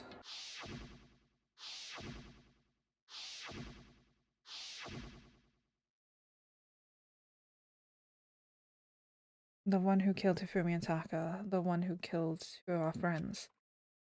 The real killer is someone right here. Well, duh. I took one last deep breath and exhaled slowly. I began to walk towards the elevator. Once everyone was aboard, the doors closed on their own, and the steel box began to move. God, there's so little people left. I remember when this elevator was full. Christ.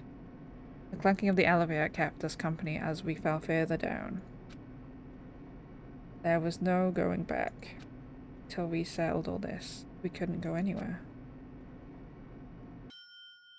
I'm not sure how long it was before the elevator finally came to a stop. Elevator doors slid open, opening up to a cruel fate. When I see all you gathered together like this, I realize just how few of you there are left. Your school life is slowly reaching its climax. Just the worst. Only because of you. Why? Why are you making us do such cruel things to each other? What? You really hate me so much? But I'm so cute. Come on. Stop goofing around and begin the trial. Don't rush me. Of course I'm gonna start it. I would never be like, stay tuned for the action-packed class trial after this commercial break. I'd never hold out on you like that. Okay, let's begin. Get to your assigned seats. And so the curtain opened once again. A deadly judgment, a deadly deception, a deadly betrayal, a deadly riddle, a deadly defense, a deadly faith, a deadly class trial. Makoto, you say this every fucking time. Yes, I would like to save. Thank you. What truth bullets do we have? Monokuma file. Victims were Hifumi Yamada and Kyoko Taka Ishimura. The cause of death for each was a blow to the head. It is thought that they were killed with a similar weapon. Oh my god, sorry. The top was found in the repository under Kyoko Taka's lifeless body. It was apparently used to move Kyoko Taka in order to avoid leaving any bloodstains. The dolly was found when the body was rediscovered in the repository. The specific dolly has no handles and blood was found under one of its wheels. It is assumed that this is the same dolly that was in the equipment room where Kyoko Taka's body was originally discovered. When they were first found, when they were first found in the nurse's office, Hifumi's glasses were covered in blood. However, when they were next seen in the repository, they were completely clean. Hammers of all shapes and sizes were found in the repository. One of them was found wet and had apparently been recently washed. The door connecting the art room to the repository was designed to open only from the repository side. According to Aoi, it was locked during the search for the missing body. However, when the body was rediscovered, it had somehow been unlocked. A puddle of blood was found in the equipment room where Kiyotaka's body was initially found. A tire track had been left behind in the blood. The cloth was found in the trash can in the nurse's office. It is branded with a popular cartoon character and it was found with blood on it. One has to wonder if someone used it to wipe away blood. Ifumi's body disappeared once Celeste and Aoi left the nurse's office to use the bathroom. Apparently they weren't gone more than 1 minute or 2. This is a note that says Yashihiro wrote that Yashihiro wrote to get everyone to meet in the dining hall. Meet in the dining hall is all it says. The handwriting is remarkably neat and clear. These are the books were rubber adjusted which were found in Yashihiro's room, and the writing is different. That's written by a child. What Yashihiro wrote was not written by a child. No one but Yashihiro could have possibly fit into the costume. In addition, anybody wearing it would not be able to see their feet or bend at the waist more than 90 degrees. So trying to move the body while wearing this costume, like Kiyotaka's body, you couldn't move it because that's all to move it. You have to bend down more than 90 degrees to fucking push it along. So Yashihiro's account. Apparently Yashihiro received a mysterious note last night. The note reads, I found a hole maybe we can use to escape. Monokuma can't find out, so don't tell anybody else for now. Let's meet at the rec room at 1 AM.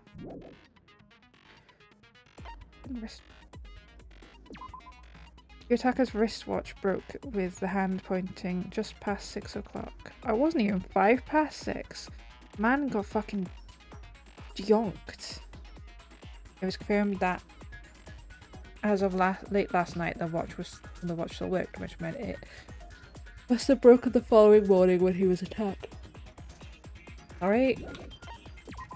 Kiyotaka's lifeless hand was found clutching a small scrap of paper, which is the note Ifumi had. Ifumi had this note hidden on him. On the edge of the paper had been to be torn. The note reads, I found a hole, maybe you should escape. Monokuma can't find out, so don't tell anybody else for now. Let's meet in the equipment room at 6 AM. E-handbook. Each student has their own e-handbook, which also acts as a card key. The owner's name is displayed each time the handbook is booted up. It's believed that no handbooks were involved in carrying out the murder this time. Okay. I don't think I have any more skills, do I? I've cool and composed.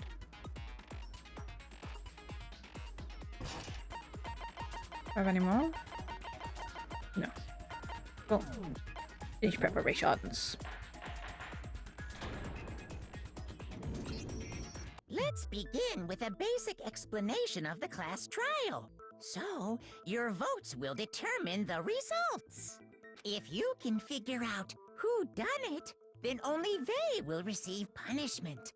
But if you pick the wrong one, then I'll punish everyone besides the blackened, and the one that deceived everyone else will graduate. Now then, to begin with... We already know who did it! Was that? It was Hiro. He does not have an alibi for when the murders took place, and we found him in that suit. Don't try and deny it! You killed them! I didn't! Someone knocked me out! I was asleep the whole time! I don't know anything about it! Shut your murdering mouth, murderer! Who are you calling a murderer? He's got a point. I am sorry to say, Hiro, but we do have evidence. Blueprint for the suit. Parts we assume were used to build it, and all of it was found in your room. You have to admit, the evidence is quite compelling. It points to you as having created the suit and wearing it while committing crime after crime. How many times do I have to tell you? I don't know, I don't know! Oh, baby. Is Hiro really the killer, or for anything else we have to make that clear? He didn't kill them. I refuse. Yashihiro's message. Everything we found in your room. The blueprints, the suit parts, they are all proof enough that you are the culprit. I don't know anything about that stuff! It's not true, it's a conspiracy!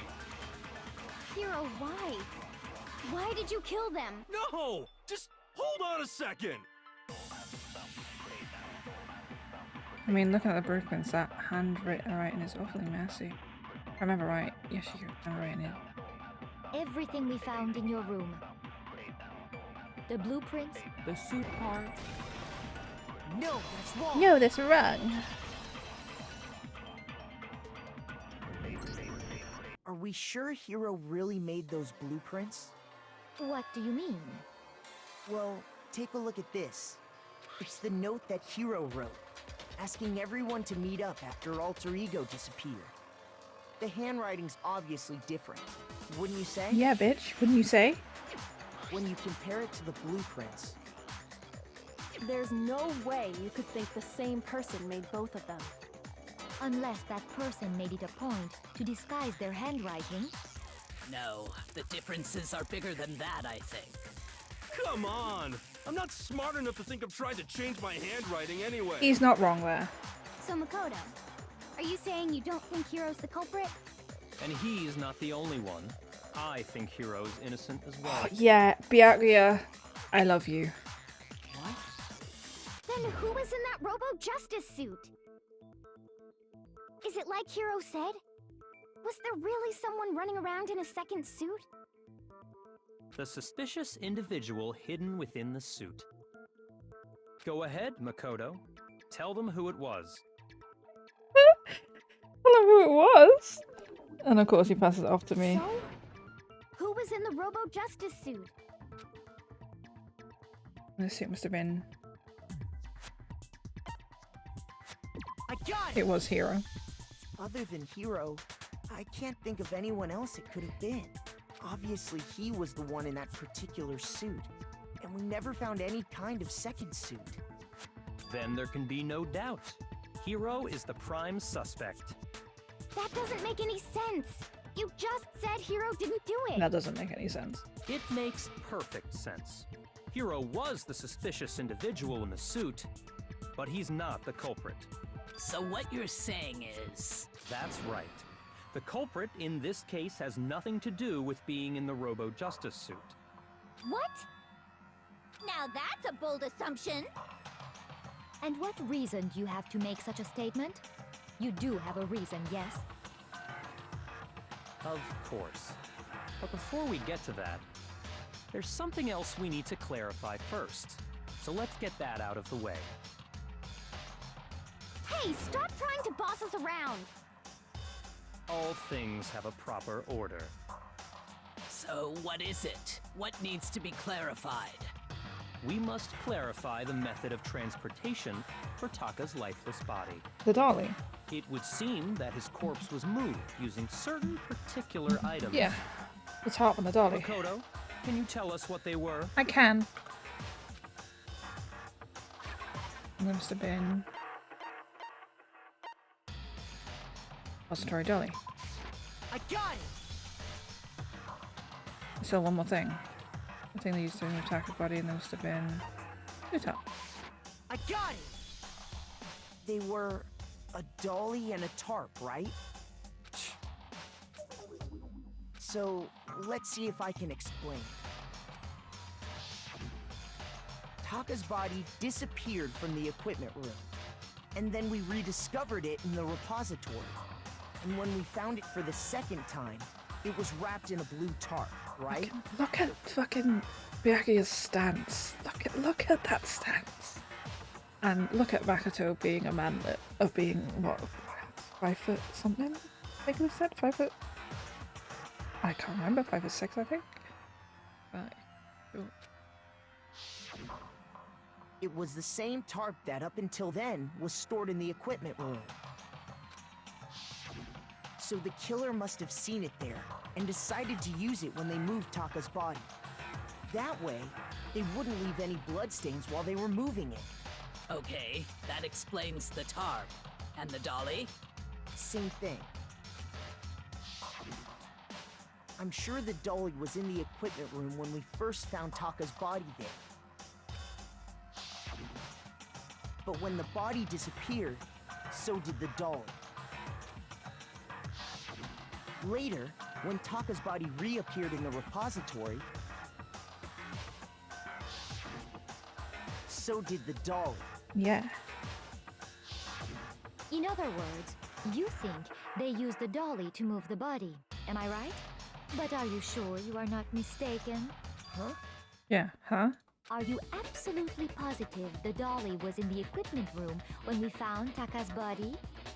That dolly was made specifically for moving large objects between the repository and the art room. It would be very strange indeed to discover it had made its way to the equipment room. Is it not possible that it was in the repository all along, and you simply didn't realize No, it? bitch. She's raised an objection. How do you respond? I respond by flying over these fucking pews and punching her directly in the mouth, right? Because she's a hoe. And not a good hoe. She's a bad There is hoe. no shame in She's a being hoe wrong, that gets but cold. nobody expects much from you anyway. We have all accepted the fact that you rarely understand what is going on around you. She's not wrong there, right? She's not incorrect in that statement. Well, I've never had anyone sound so nice while being so mean.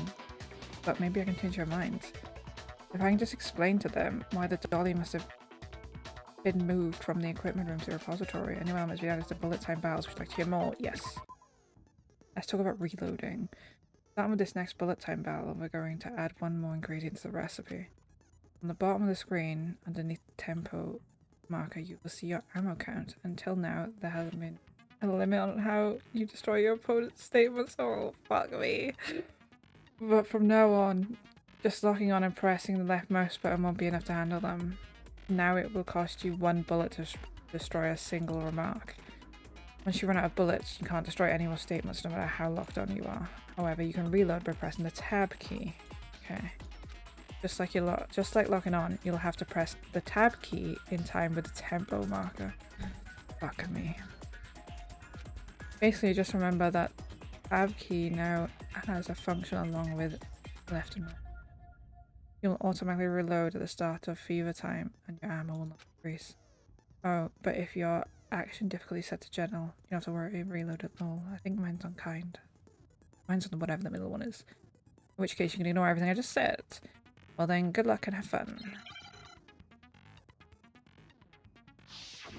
Moment of fuck me for. You have it wrong. I cannot agree. You are a fool. So pathetic. Lies will get you nowhere. Do your worst. Away with you. You miserable wretch. I cannot agree. You are a fool. Lies will get you nowhere. Do your worst, you miserable wretch. You have it wrong. I cannot agree. You are a fool. So pathetic. Lies will get you nowhere. Do your worst. Minor strike. I cannot. This should prove it. Suck my ass, bitch. How about that? Huh? Suck my ass. If you're asking for proof that the dolly moved, I have it right here. When I found the dolly in the repository, one of the wheels had a blood stain on it. There was a pool of blood in the equipment room with a tire mark in it that matched the dolly wheel's tread. The killer probably rolled the dolly through the blood on accident as they wheeled the body out of the room.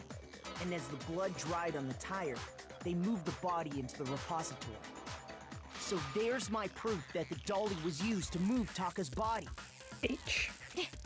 Yeah, bitch. Jesus, Celeste really hate me that much. Well, anyway, that was just something we had to get out of the way. Let's get back to the main subject. Yeah, the subject of how Robo Justice didn't do it. Because if it's not a killer robot, then what kind of robot is it? I'm not sure that really matters. I'd be happy to explain why the occupant of the suit couldn't possibly be the killer. If you look back on how the body was transported, it will become immediately obvious. Yeah, you can't bend over to push the trolley. If I look at how the body was moved, it'll be clear why the person in the suit couldn't have done it. What does he mean by that? Use your brain! Robo Justice costume. As we know, Taka was killed in the equipment room. Yep. And from there, the body was moved to the repository, Yep. correct? Yeah, the culprit wrapped the body in the tarp, Yep. then loaded it onto the dolly and wheeled it off, right? Yep. Now, keep in mind that the dolly doesn't have a handle. Yep. Well, yeah, but even without a handle, all you'd have to do is No. bend over. There is no bending over in my house of God. You're absolutely right that you could push a dolly without a handle if you stoop down low. But if you were wearing that suit, do you think you could actually get into a position like that? What do you mean? Think back to what you said when we were all checking out the suit together. I'm as blind as a bat in here. I can't see my feet at all. I'm surprised you go anywhere in this thing. I'm telling you. Oh, sorry, it's Jessie. I'm telling you, it wasn't me. And not to mention, you totally can't bend at the waist. It seems like pretty obvious oversight. When you're in that suit, not only can you not see your feet, but you can't even bend at the waist. Am I right about that? Now that you mention it, yeah. It seems like it'd be awfully hard to push that dolly if you couldn't bend over. Well, what's to stop you from simply pushing the dolly with your feet? When you can't even see your feet? You really think someone could kick the dolly all that way? Yeah, you stupid bitch. Yeah, it'd be totally impossible. Not that I can say for sure myself. On top of that, if you were wearing such a rigid, cumbersome suit, it's very unlikely you would have the dexterity to go about wrapping the body in a tarp. Well, I mean, isn't that just a matter of taking off the suit when you're ready to move the body? There's absolutely no chance of that happening because you can't take it off yourself. I don't think taking off the suit was an option. If you remember... I don't know what's up with this thing. I can't actually get it off. A little help? Why would you make something that you can't take off by yourself? I didn't make the stupid frickin' thing. There's a clasp on the back that's keeping you from getting it off.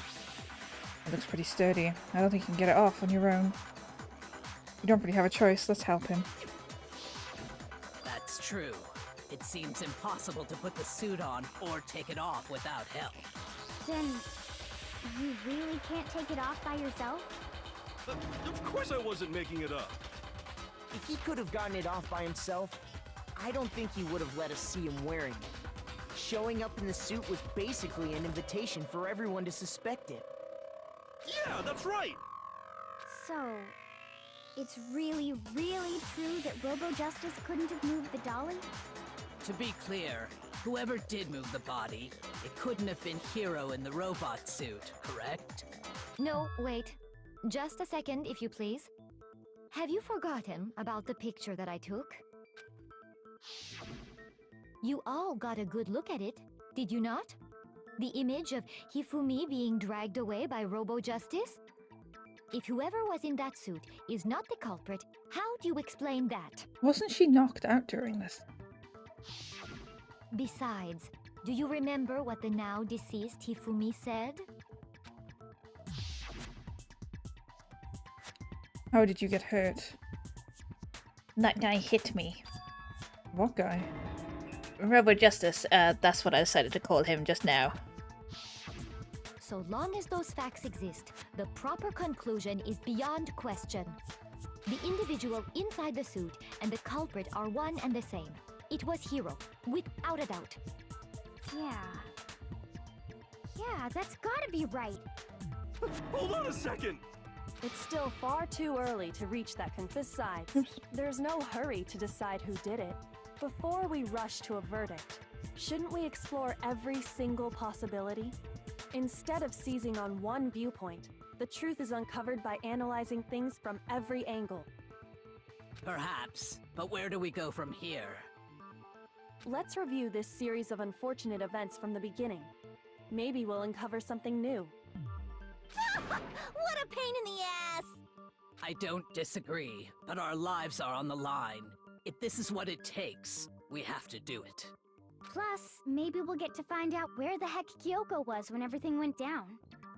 All right then, let's take another look back at what happened. I suppose we could start with this morning. 4 of us gathered together in the dining hall. Makoto, Hina, Kyoko, and myself. We waited there for quite a while, but nobody else showed up, so we went to look for everyone. That was around 8 a.m. And as soon as we split up, Kyoko went missing. Soon after that, Hina found Celeste in the rec room and quickly came to get Makoto and me. It seems I was unconscious for about an hour after I was attacked by my mystery assailant. I know it was an hour because I remember being attacked a little after 7. That was when we saw Celeste's picture and discovered that her assailant had been wearing a strange costume. As it turns out, it was Robo-Justice. It also soon became clear that this same Robo-Justice had abducted Hifumi. We were soon joined in our search by Byakuya and Toko, and then went on to find Hifumi in the library. He was injured, so we took him to the nurse's office and resumed our search for the suspect. But not long after leaving the nurse's office...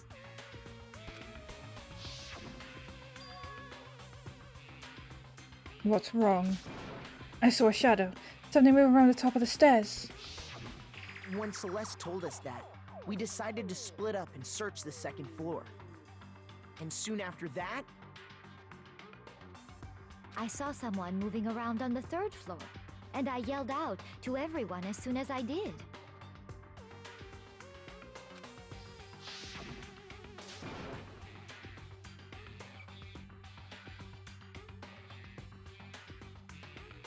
Celeste, what's wrong? That was a rather intense scream for someone like you. I saw him, the strange costume man. He ran off as soon as I screamed. I was blocking the stairs, so he headed further down into the hallway and disappeared. and then... Fuck me. Huh? What was that? That came from downstairs. It must have been Hifumi. He's in the nurse's office. This is bad. Come on, we have to go back. At that point, we decided to divide up into 2 groups. Celeste, Hina, and I went back to the nurse's office, while Sakura, Byakuya, and Toko chased after the suspect. When we got back to the nurse's office, we found Hifumi. And that's when we heard the body discovery announcement. I left Celeste and Hina there and headed back to the 3rd floor to let the others know what had happened. Meanwhile, we had just discovered Taka's body in the equipment room. We must have found both bodies at almost exactly the same time. Okay, but why did the body announcement discovery play twice then? Because we heard the same announcement not long after we discovered his body. And that's when I told you guys about Hifumi. Then the 3 of us headed for the nurse's office. But right after we left the physics lab, we ran into Celeste, who'd arrived after us, and she told us something very surprising. Hifumi's body has disappeared. We rushed back to the nurse's office and saw that she was right. Then we remembered we'd left Toko passed out in the equipment room, so we hurried back again. This can't be happening. Are we hallucinating all of this or something? But when we got there, we discovered that now Taka's body had also gone missing. Next thing we knew, we were searching the school for 2 missing dead bodies. And after some time... Celeste informed us that she'd found the bodies, and we all headed to the repository, which is where we rediscovered the corpses.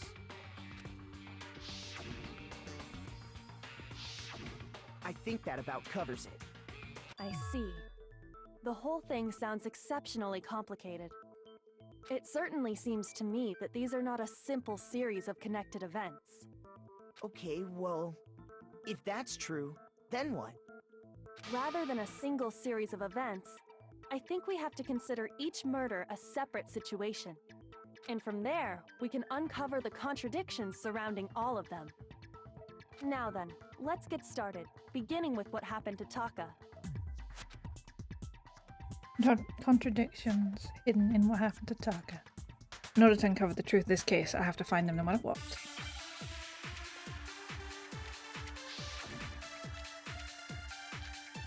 Chronicles of 3. So, regarding Taka's death, I wonder if he died before Hifumi. Yes. Or perhaps it was after? No. We already know what order they were killed in. Taka came last. No. What makes you say that? Because of the numbering of the Justice Hammers. It's true that Hifumi was killed with Justice Hammer 3, while Taka's death came from a swing of Justice Hammer 4. See? So it's obvious Taka came after. What the fuck am I doing with that? So, regarding Taka's death, I wonder if he died before Hifumi. Or perhaps it was. We already know what order they were. Taka came last. What makes you say Because of the numbering of the Justice No? Hammers. What? Where's this go then? Oh my god, it doesn't me like that, blah blah blah. Shoot.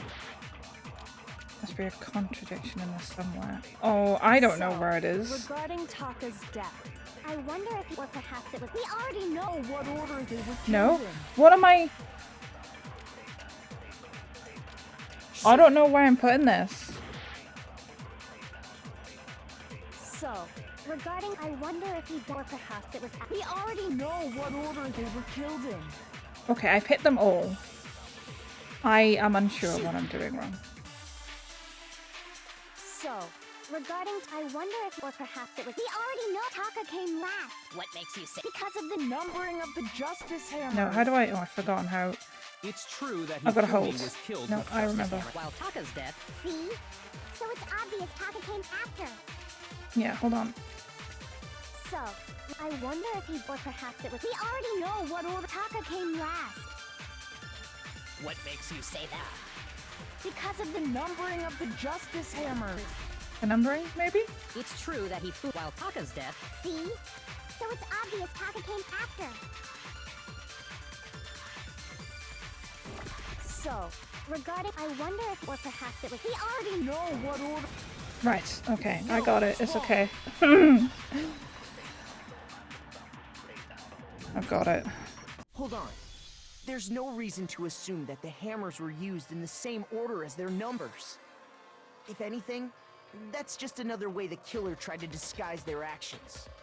So you're saying the culprit wanted us to think the hammers were used in order, but in reality, Taka was killed before Hifumi? Taka was clearly killed before Hifumi. Okay then, let's see the proof. Yeah, his wristwatch. His wristwatch.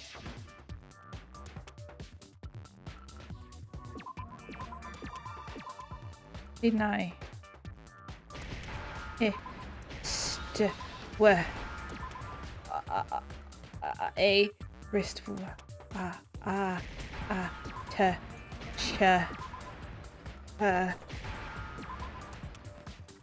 I can spell. Now I understand. I've got it. Taka's wristwatch. See? Look. It broke with the hands pointing just past 6 o'clock. it must have gotten broken when he was attacked by the killer. Oh shit, I didn't mean to click. No. Hey, you. How long are you going to keep us waiting? Taka's irritated voice pierced the air as he stared pointedly at his wristwatch. It's almost 10 o'clock, you know that? Bedtime for all the little boys and girls. So if it wasn't broken after 6 last night, then he must have been attacked around 6 this morning. And that would be his official time of death. But if that's true, then he was killed well before Hifumi. And before Celeste was attacked this morning, which happened around 7. That's right. Taka was killed before any of the other incidents took place. That simple fact slipped past all of us. We made the wrong assumption about the order of events, all because of those justice hammers. That's exactly why the culprit wrote the numbers on each hammer and had them increase in size. That way, when we saw how they were used in each incident, we'd easily make that wrong assumption. Now, if Taka was killed around 6, then everyone's alibis for his murder go out the window. Because when he was killed, we hadn't met up in the dining hall yet. That may be true in the case of Taka's murder, but all of our alibis still hold true for Hifumi's death. That's right. With him, at least, we're all safe. Huh? What was that? That came from downstairs. It must have been Hifumi. He's in the nurse's office. This is bad. Come on, we're gonna go back. How many times am I gonna say that line? When we heard Hifumi screaming, we were all together. Except for Hiro and Kyoko. Then we all ran down to the nurse's office, and that's where we found his body. That's totally true! We're all in the clear! Oh, I know! They must have recorded him screaming on a tape or something, then played it later on! If that's true, where's the tape? I don't know. Don't just go making stuff up! Anyway, we all have rock-solid alibis for when we heard Hifumi scream. Since all of us were there together, clearly none of us could have killed him. And it does not stop there. There was also the moment when we discovered his body had disappeared. When his body vanished from the nurse's office, Hina and I were in the bathroom together, while everyone else was in the equipment room, correct? And then there's the disappearance of Taka's body from the equipment room. At that time, we were all gathered together in the nurse's office because of Hifumi going missing. Well, don't forget, I was passed out in the equipment room the whole time. Wait, then what if Genocide Jill did it?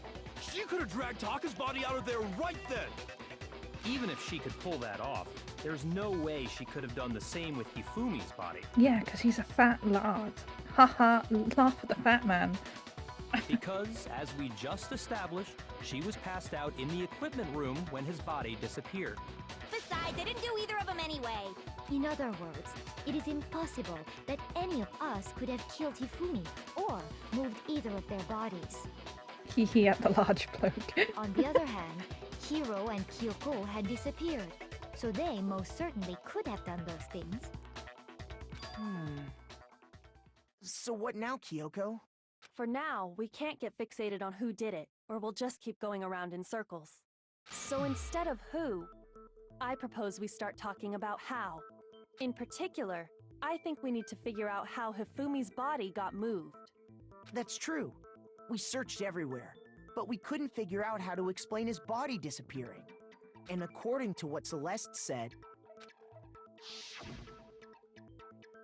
We could not have been gone for more than a minute or two, though. So then, the killer was able to get in and move Hifumi's body in that short amount of time? It would seem so. His body apparently disappeared in the 1 minute her and Hina took their eyes off of it. But to carry that much weight from the first floor up to the third in that short amount of time? Oh man, yeah! There's no way! It'd be impossible! Well, what if I told you there was a way to make the impossible possible? What? How? If the dead body were to move itself. So my theory about Hifumi being alive during that time was correct then. The dead body moved on its own? No! Not another... ghost! I don't think it has anything to do with the occult. I think what she's implying is, we thought Hifumi was dead, but perhaps in reality he was still alive. He was... alive? Are you saying Hifumi wasn't carried out of the nurse's office, but simply walked out on his own? But I mean, we found his body. He was dead. Perhaps he was simply playing dead. That it isn't possible. The idea that Hifumi was still alive. Was it really possible? Yes.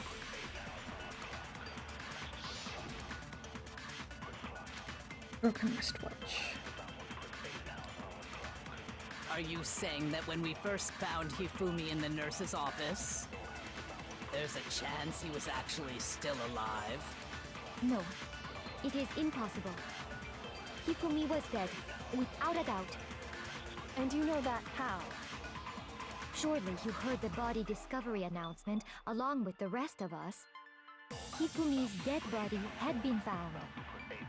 And that is why the announcement was made. Are we really so sure about that? Maybe the announcement was intended to signal someone else's discovery.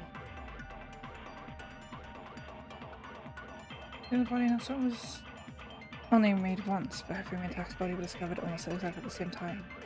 Are you saying that when we first found Hifumi In the nurse's office, there's a chance No, Hifumi was dead, and you know that. Surely you heard the body discovery announcement. Hifumi's dead body. There was two, actually. There were two dead body announcements, thank you very much. Was the body discovery announcement that was made really intended for Hifumi? Of course it was. The announcement played right after we discovered his body. Actually, no, it wasn't. It was a good couple of seconds. Like, not exactly as... Maybe. But that was also the same time that Taka's body was found. That's right. It wasn't long after finding his body that we heard the announcement. So there's a good chance we've made a mistake in there somewhere. I think we've confused whether the announcement was for Hifumi or Taka. First of all, if two bodies had been found, there really should have been two announcements. Maybe Monokuma simply got lazy and rolled them together into one. What do you say, Monokuma? Any comment? Well, it's a very sensitive issue, so I can't go into too much detail.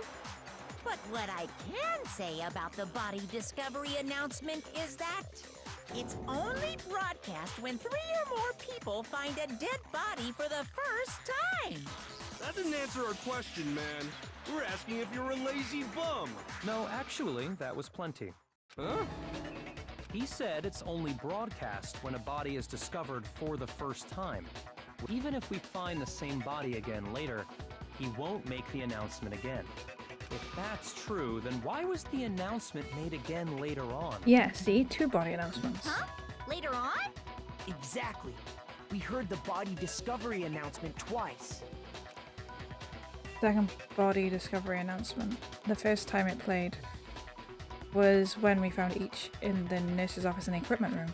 And the second time was when I got it! we were both at the We same heard it time. the second time in the repository, when we rediscovered the two bodies.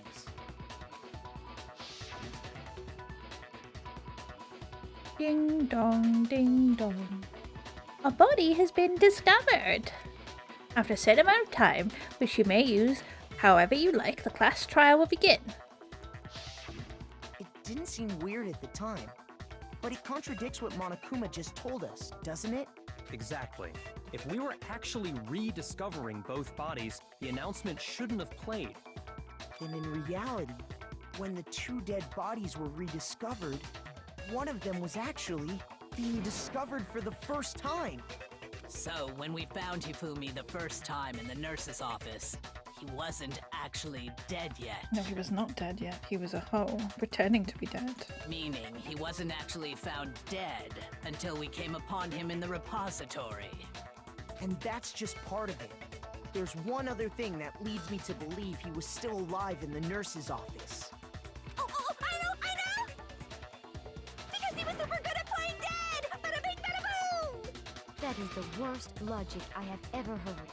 You're a hoe, and now I'm suspicious of you, bitch. But honestly, I do not think there's anything that can prove he was still alive. Okay then, let's take another look at the events surrounding the discovery of his body. Then it should become clear whether he was really alive or not. This whole thing is pointless. Has to be proof that shows if he was still alive. I have to find it and show it to everyone. I'm assuming it's his glasses, right? I don't know. Yeah. Okay. Well, here's one thing we do know. The first time we found Hifumi's body was in the nurse's office. And then, while me and Celeste were in the bathroom, his body disappeared. And the next time we saw his body, it was in the repository. But when you compare his body before being moved and his body after being moved, Other than the change in how it was positioned, there was no notable difference. Wrong, bitch. No, that's wrong. Suck my ass.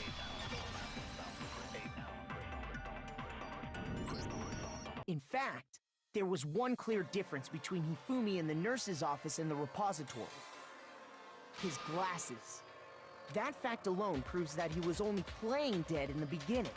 Perhaps you'd like to fill the rest of us in?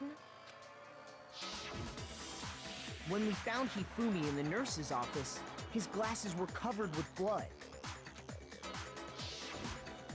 But when we found him again later in the repository, they were spotless. And I found the item he used to wipe them clean in the nurse's office trash can. I also found this office trash can was that glasses cleaning I cloth. got it! It was a glasses cleaning cloth featuring a certain cartoon mascot. One look at the bloodstain on the cloth should make things clear. This piece of cloth was used to wipe Hifumi's glasses clean. And the mascot on the cloth is the same one that's on the digital camera, right? And whose digital camera was it? Hifumi's, of course. The character was Princess Piggles from Demon Angel Pretty Pudgy Princess, I think. I highly doubt anyone but Hifumi would have brought something like this to school. I see your point. And the only people here who wear glasses are... I wouldn't be caught dead using a tacky piece of garbage like that. As expected. A few tissues is all I need to keep my glasses clean. Then there's no question. It belonged to Hifumi. So what you're saying is... what exactly? What I'm saying is, the blood on his glasses was wiped away using his own glasses cleaning cloth. Even if that is true, it does not mean he wiped the blood off himself. But who would benefit from a clean pair of glasses other than the glasses owner? That's a good point. Then it must have been him, right? So let's assume that Hifumi was still alive in the nurse's office. He pretends to be dead. Then when he's alone, he wipes his glasses clean so he can see. Then he stands up and walks out on his own 2 feet. And with that, the impossible task of moving his copious corpse becomes possible, wouldn't you say? Could be the killer had a need to clean glass. If Hifumi was alive, he cleaned his own glasses, I'm very, very sure. He's the one who killed Taka, and then somebody killed him, or he killed himself, I think, maybe. But then, if he was just pretending to be dead, what was with all that blood? Was it paint or something? The fridge in the nurse's office contains packs of blood for emergencies. He probably used one of those. There's an ad. We shall wait for the ad.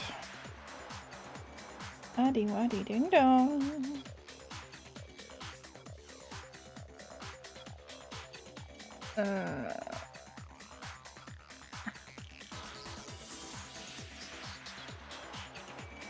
I think, at least. Oh. I don't know, I couldn't tell you my ass from my elbow in this fucking case, to be honest.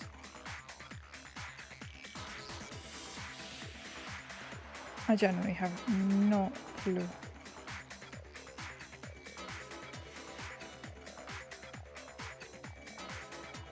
No clue. I know it wasn't that, but it'd be funny if one character had a perk of needing to clean all glass. Just going around just like, that glass is a bit dirty, just gotta... He figured if he was gonna play dead, he should go all out, so he just dumped it everywhere!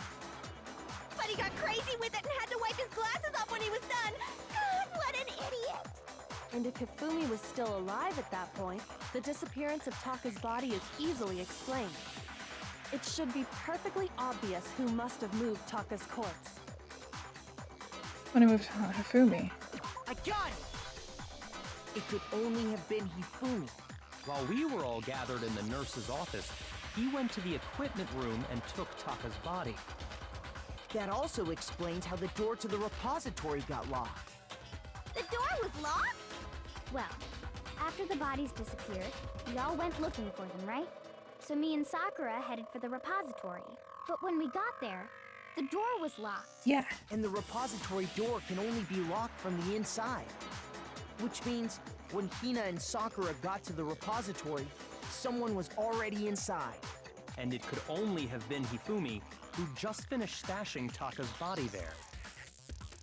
He convinced us all he was dead, and when he saw his chance, he dragged Taka's body to the repository. So, Hifumi wasn't just another victim in this case. He was one of the assailants. But that means he took part in the murders. I just can't believe it. I can. If you're having trouble, would you like me to show you one more piece of evidence? There's more? Oh, absolutely.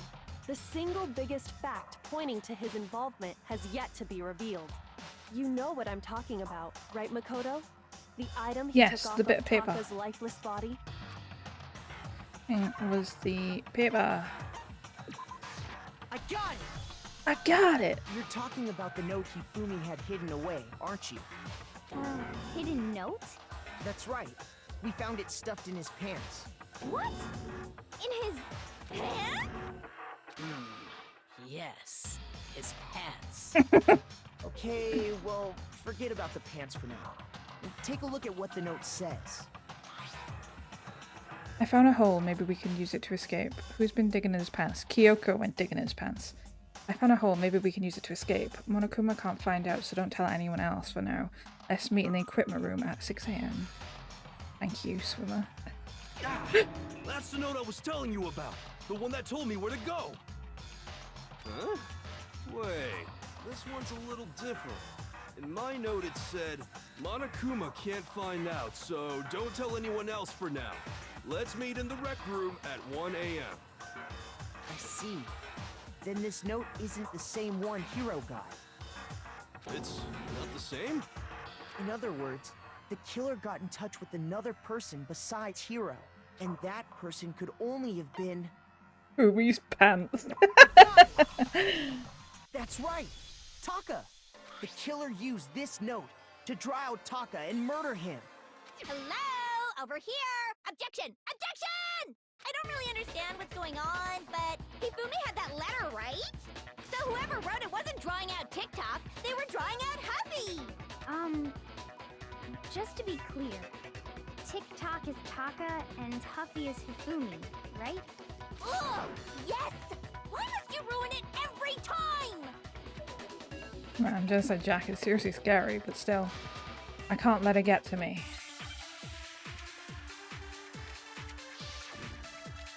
Yeah. Broken wristwatch, stream glasses, glasses bring up. Fuck me.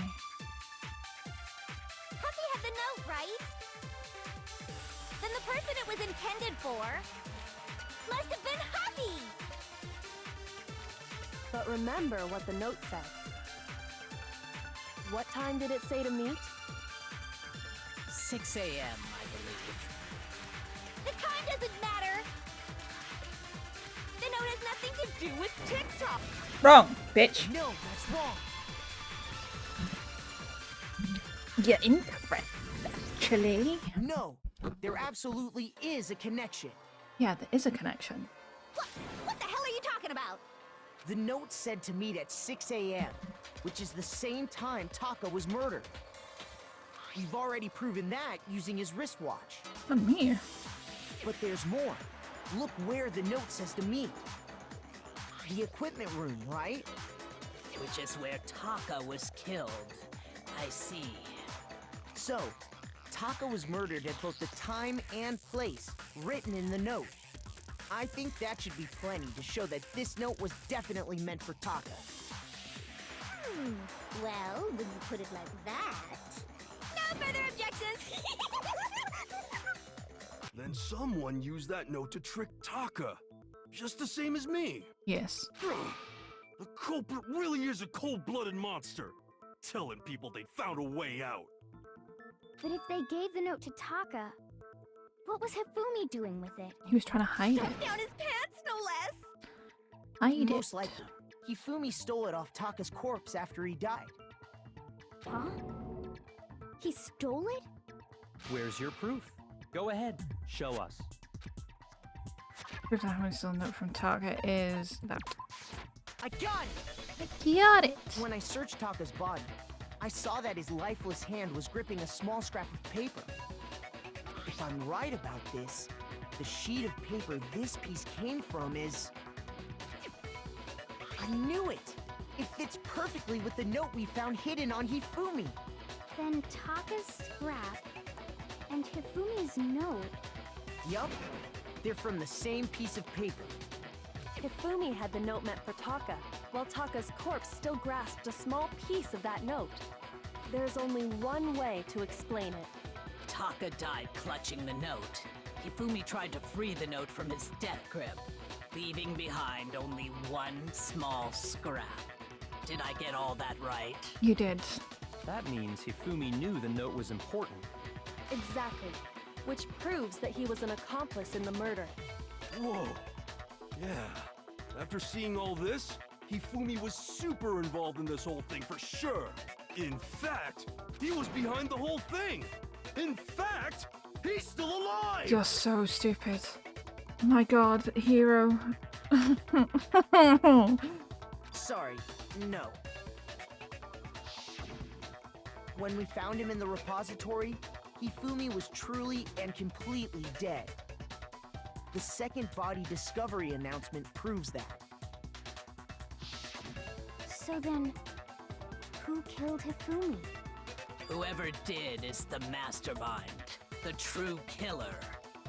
He was killed in the repository, so he must have been killed not long after transporting Taka's body. So, he must have been killed after Taka's body vanished, but before we found both bodies in the repository. During that time, we'd all split up and were searching for Taka's missing body. In other words, during that time, none of us have alibis. Wait, but me and Sakura were together. Stop trying to steal the spotlight, you stupid walrus! Bitch. Who are you calling a walrus? Anyway, when they were killed bothers me too. But there's something that's been bothering me even more. And what might that be? The weapon they used to kill Hifumi. The weapon? Yeah, because I mean, according to the Monokuma file, the way Taka and Hifumi were killed was almost the same, with them having similar fractures and all. But Justice Hammer 3 and 4 were still laying around in the nurse's office and equipment room, right? Oh, that's where the clean hammer comes in. So if Hifumi was killed in the repository, the culprit would have had to grab one of the hammers, kill Hifumi, then put the hammer back where they found it. But wouldn't that be seriously risky for him? I'm surprised. It seems there's some semblance of a brain knocking around that skull of yours after all. Oh, not yucky. Hell yeah, it's packed in there good and tight. He's right, though. I don't understand it either. The Monokuma file makes it clear that they were killed using similar instruments. But if the hammers were already laying around those other rooms... So the question is, how could the culprit have gotten their hands on either of the hammers? Personally, I haven't a clue. So which hammer was used to attack Celeste? Number 1 or number 2? Those were accounted for in other rooms too. And I don't think either one is big enough to kill someone. Then... Is it not possible they used a different weapon? I don't think it is possible. They were both killed with the same kind of thing, right? So then, what was used to kill Hifumi? The washed hammer. Weapon that was actually used to kill me. The whole picture surrounding this case won't become clear until we figure that out. Somehow I have to find the truth. I already know it. I've been there.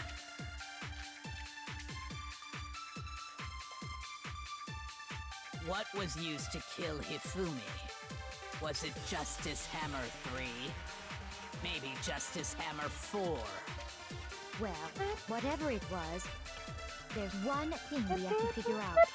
how was the culprit able to move around so freely with the weapon? How did nobody witness them carrying it?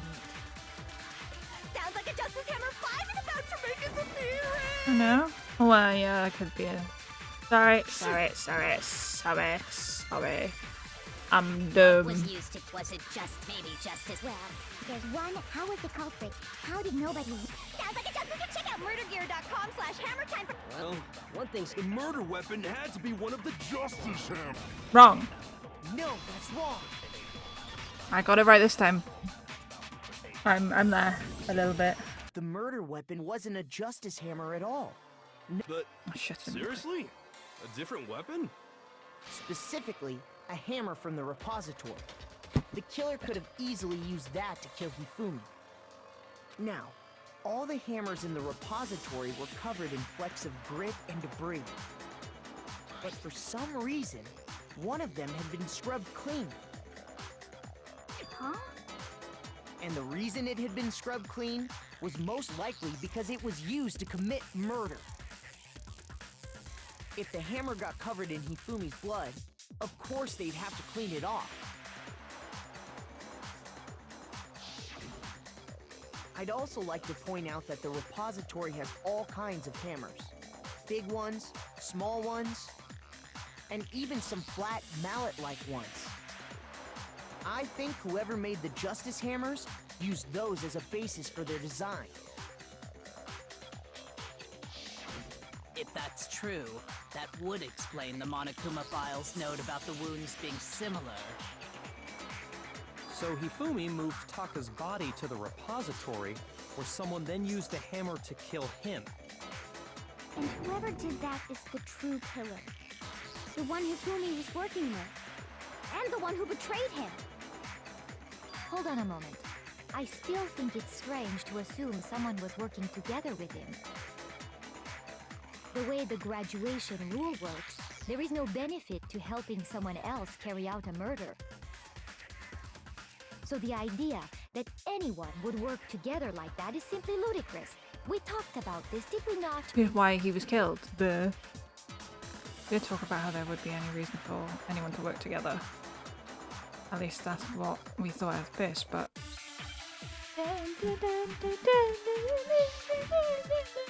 Jesus, what else is going on for a spotless hammer? Based on the rules that have been laid out for us, Mm-hmm. even if more than one person is complicit in the murder, Mm-hmm. only the one who actually carried out the act can graduate and survive. Mm-hmm. Assuming the rule holds true, it is simply impossible that two people work together on this. That is how the rule was explained. But that only really applies if there's one murder, right? In this case, however, there were two murders. When you say there's no chance two people work together on this? Based on the rules, I don't know. Even if more than one, only the one who actually, assuming the rule holds true. That is. But that only really applies if there. In this case, however, there were two murders.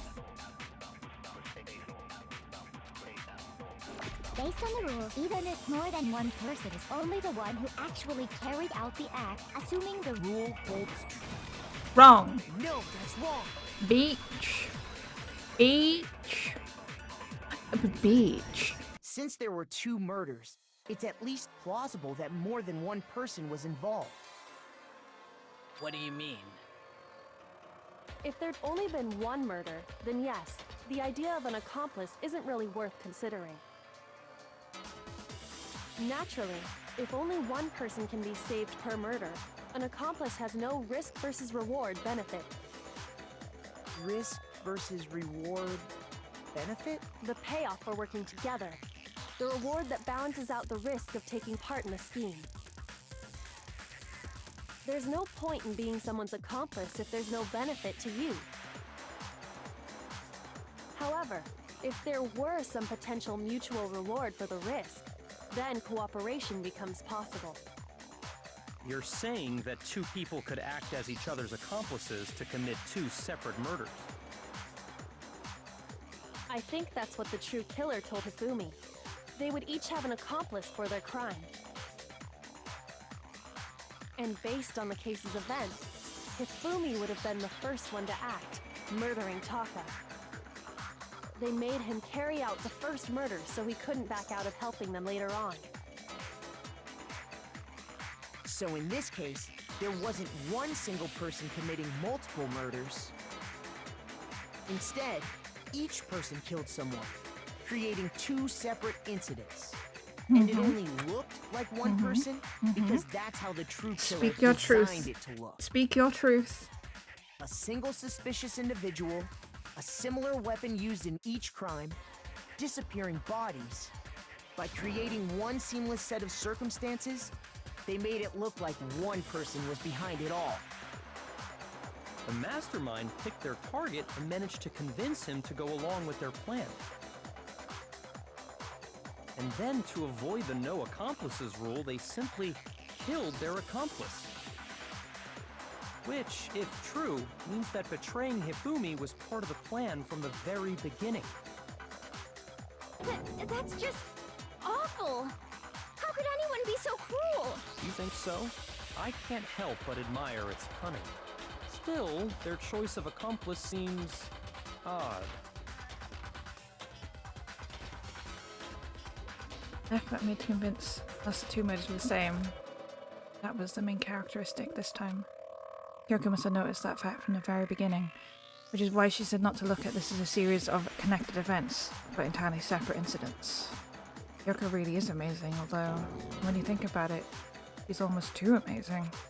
Like, it's almost unnatural how good she is at this. I understand how an accomplice could be involved, but then who was the one pulling Hifumi's strings? That's problem numero uno right now.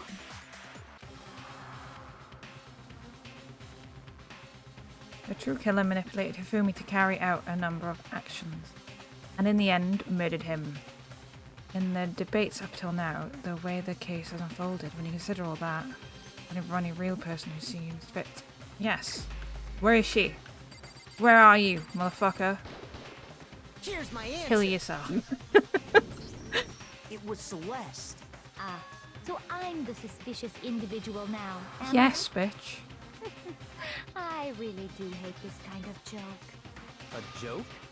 I wonder. So what you are saying then is that I specifically chose to work together with Hifumi. Yes. The idea that I would choose to spend any amount of time interacting with him, Which you have done before. that I would go within 10 feet of that Shit for brains, that lazy, worthless goddamn idiot! Pardonnez-moi. Just to be clear, there is evidence to support it. Is that so? It is. Throughout the investigation, there was certain behavior that was common only to the two of you. Considering what we've learned so far, it only further proves that the two of you were working together. What was the only thing?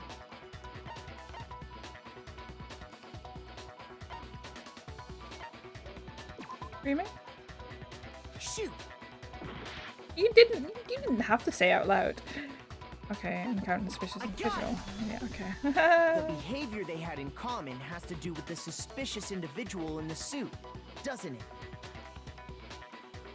The only ones who ever actually saw Robo-Justice firsthand were Celeste and Hifumi. Shush, the adults are talking now. Sorry. As he said, only Celeste and Hifumi ever laid eyes on the costumed individual. If we accept that Hifumi was one of the culprits, we can't help but suspect what Celeste has said as well. Are you saying everything they told us was a lie? After taking Hifumi to the nurse's office, we all began our search for this individual, correct? And not too long after that, do you remember what Celeste said?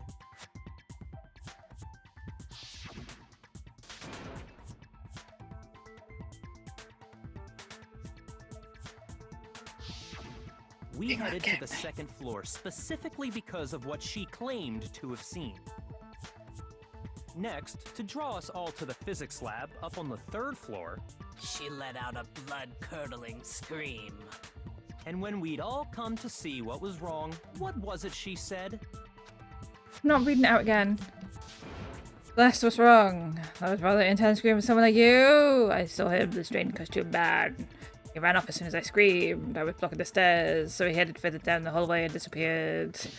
I've read that Once she'd done 5 her fucking job times. of getting us all up to the physics lab, it was time for her partner to get to work. Huh? What was that? I came from downstairs. It must have been. If Humi is in the nurse's office. This is bad. Come on, we gotta go back. It was to Can we get us please to stop divide having into that two flashback? groups. In fact, Celeste was precisely the one who proposed that we split up. Now why are we split into 2 groups? I lead the hunting party. That seems much more interesting. Very well then. Makoto here. You come with me to the nurse's office. I will leave the capture of the suspicious individual to Toko, Byaku, and Sakura. Well, if Celeste and Hifumi were working together, all those chance events suddenly become connected.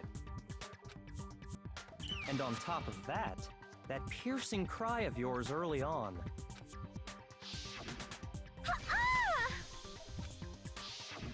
That was to signal Hifumi, wasn't it? It was your way of telling him, we're on the 3rd floor, everything's going according to plan.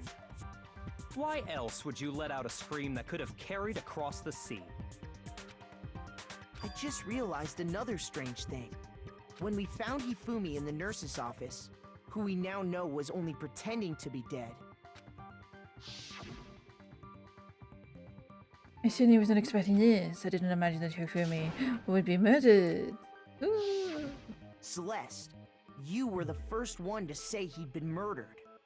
You wanted to make sure we wouldn't have any doubt in our minds.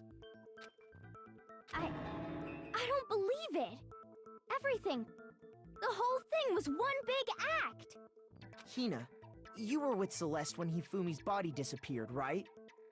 Yeah. I was feeling kinda sick, so Celeste took me to the bathroom. Wait! Then that was... She wasn't worried about you. She just saw a chance to help Hifumi sneak out of the nurse's office. Each piece isn't much by itself, but start putting them together and the picture gets very ugly indeed. Wouldn't you agree, Celeste? I have no idea what you mean. Don't bother trying to deny it. You made one fatal mistake. Oh, did I?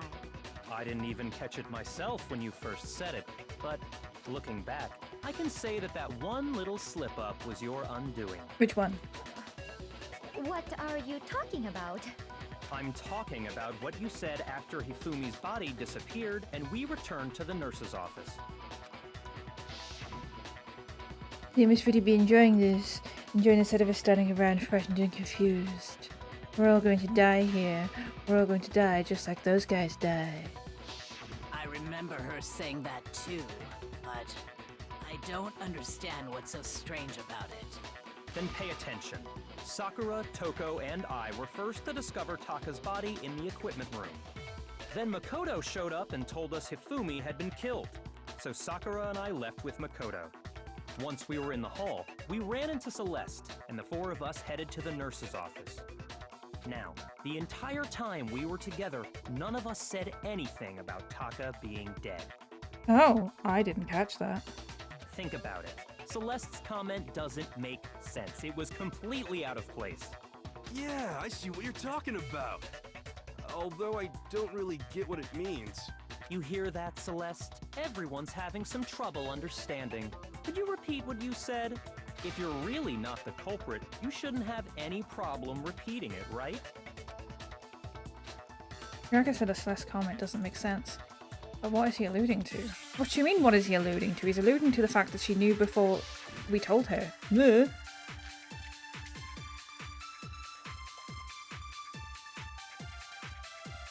All I said was...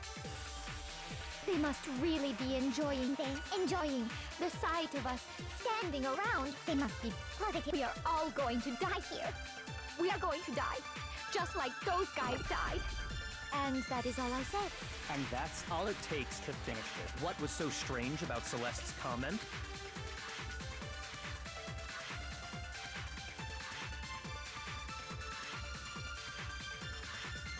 All I said was, they must really be enjoying the sight of us standing around, I frightened and don't think I should. confused. Means where's the timer? Yeah, I know. I just need to get rid of it. Leave me alone. All I said, they must really be enjoying the sight of us. They must be.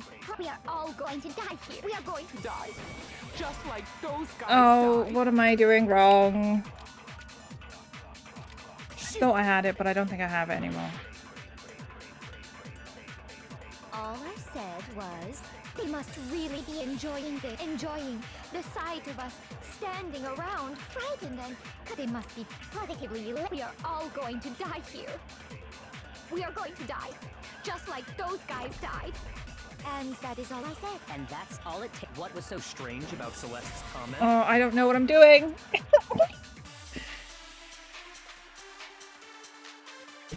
I know what I want to say, but I don't know how to get it there. Do you know what I mean? I know what needs to be done, but I can't figure out how to contradict it.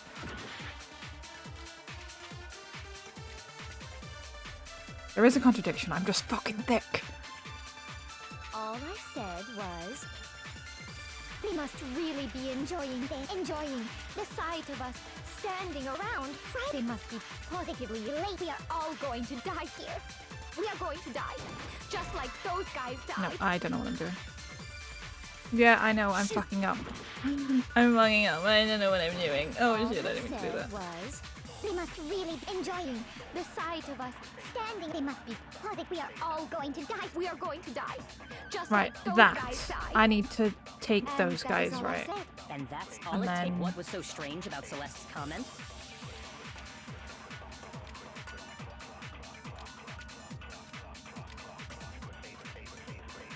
All I said was, they must really be enjoying the sight of us. They must be positive. We are all going to die here. Right. I'm lost. Genuinely lost. I don't know what word I'm supposed to use. Or what thing I'm supposed to use.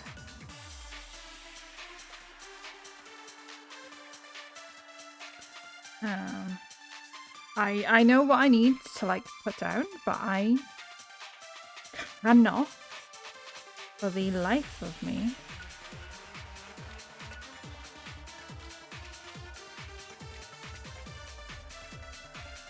do it.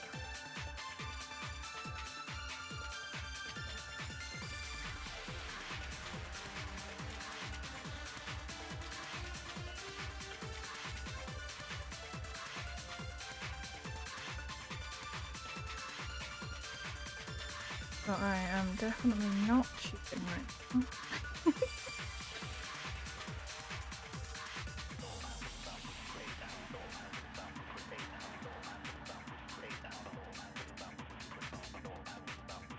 Right. Shoot! Okay, no, I definitely didn't cheat. I now know what I have to do. All I said, they must really enjoying the sight of us. They must be. We are going to die, and that is. And that's all it takes. What was so strange about Celeste's comment?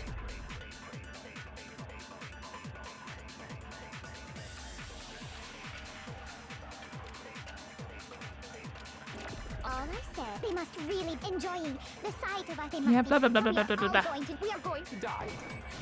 Bitch, I figured it out. That's wrong. I need to pee really bad. That's right. There's no reason Celeste should have said, just like those guys died. When she said that, none of us had told her Taka was dead. Exactly. And we didn't run into her until after we were all out in the hall. So there was never any chance for her to have seen his body in the equipment room for herself. So how did you know, Celeste? How did you know more than one person had been killed? Because Kyoko had also disappeared, right? So she could have been dead too. You all have such vivid imaginations. You know that? Imaginations? You claim that I was lying when I told you about the suspicious person I saw. Then what about the picture I took? How do you explain this picture of the costumed villain dragging Hifumi away?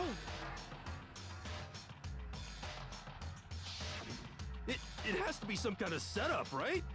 So let's put the suit on, and then she used the camera's timer to set up the picture. Have you so quickly forgotten?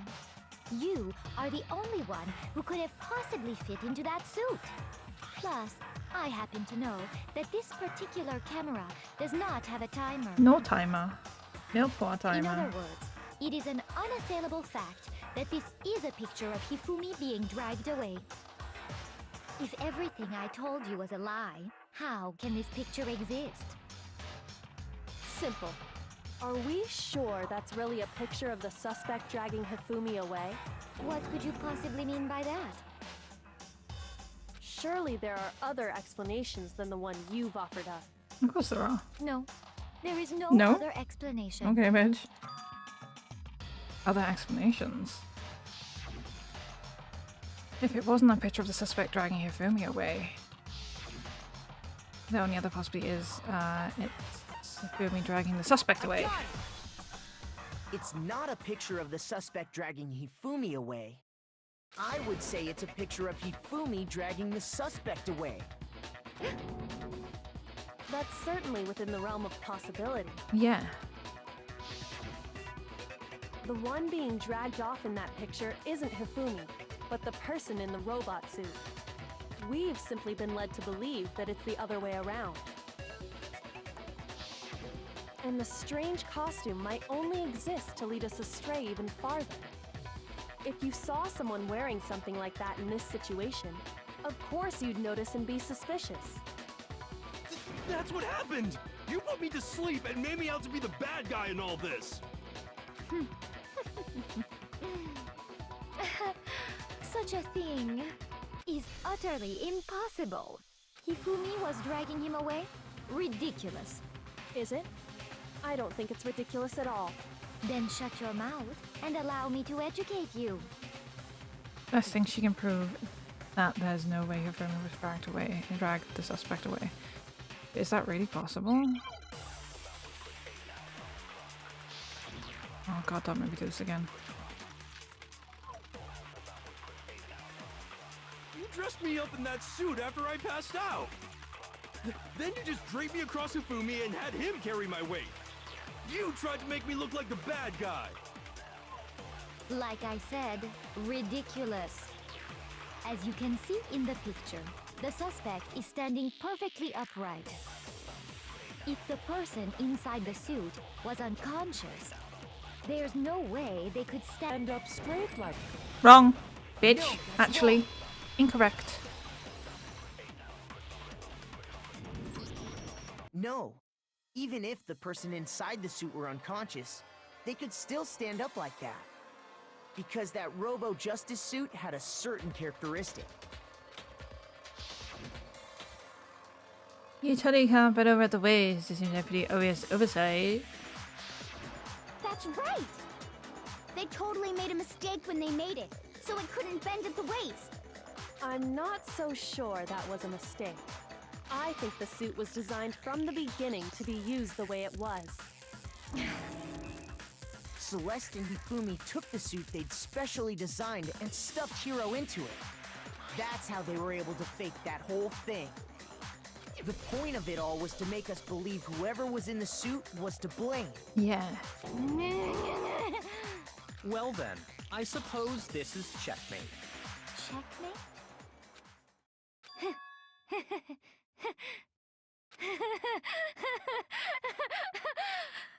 Don't make me laugh, you idiot! What do you mean, checkmate? Celeste? Clearly! You want to cram me into your little guilty box? Well, there's one little problem. Have you already forgotten what Hifumi told us as he lay dying? Hey Hifumi, who was it that attacked you? We had to kill you! Who killed me? That's right, I remember the name. Yasuhiro. When we asked him who had attacked him, his answer was quite clear, was it not? He said, and I quote, Yasuhiro. In other words, Yasuhiro Hagakure! Right! But my name isn't really Yasuhiro! It's actually Taro! Your confusing statements don't make any sense. You're only making things more complicated. Yeah. He did say Yasuhiro, but are we sure he was really pointing the finger at Hiro? What the hell are you talking about? I'll burn you alive! Kyoko, what do you mean by that? Think back to how Hifumi used to talk to us. How did he refer to each of us? I got it! He said people's last names. That's right! Our last names! He called us all by our last names! Exactly. I know I heard him say Mr. Naegi more than once, for example. So if Hifumi did mean to say Hiro's name, he would have said his last name, Agakure. Agakure. I'm sure it was just incidental. By chance, his first name. Indecent? Don't talk. Random chance. Now isn't that a convenient explanation? No, there's no reason to think he would have said the name any different than normal. But he must have run out of energy before he could say any more. So Hifumi was trying to tell us the last name of whoever killed him? But the name he said doesn't apply to anyone here. Well, no.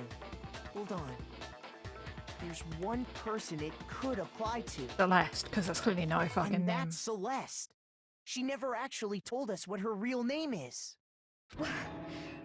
What did you just say? To think you'd take your false accusation so far, I don't know whether to laugh or spit!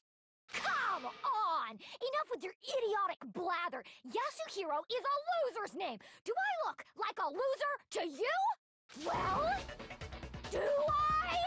Yes. What?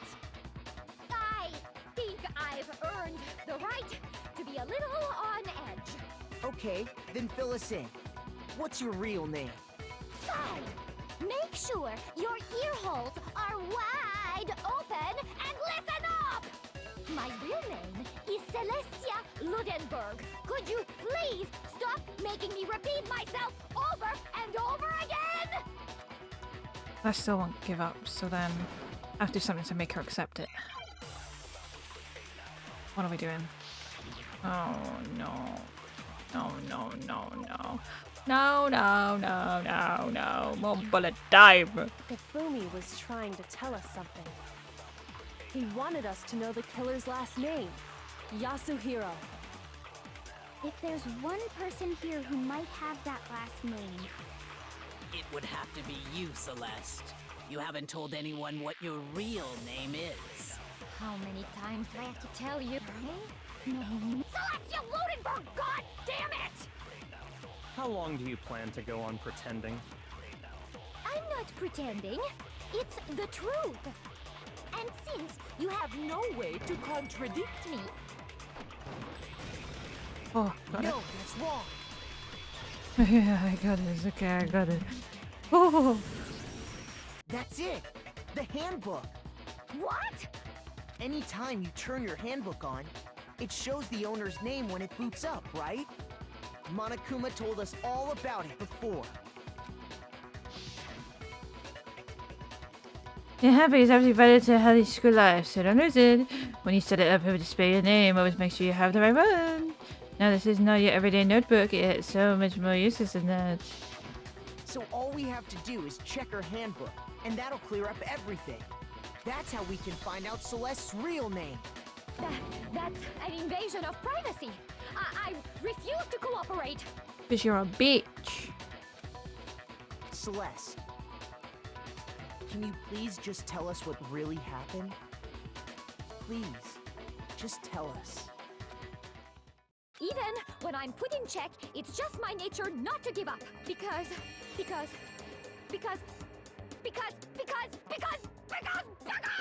until the game's over, you never know what might happen. Fine then. Let me settle it. Let me go over the case again, from the beginning, and shed light on all your crimes. And that'll bring... Yeah, blah, blah, blah, blah, blah. Oh, okay. Oh god, what the fuck?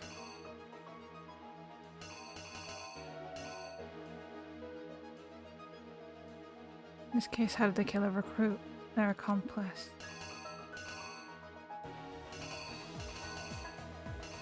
How did the killer recruit their accomplice? Was it seduction?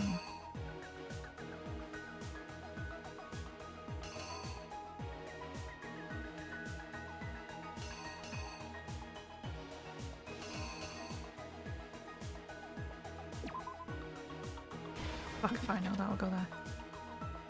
What time did the killer call their victim to their rec room? Where's the time? No, wrong place. Right place. Now, who was it the killer summoned first? Yasuhiro. They knocked him out, then stuffed into a robot justice suit to falsify evidence. They used a certain item to do it. Camera. What time did Taka supposed to head to the equipment room?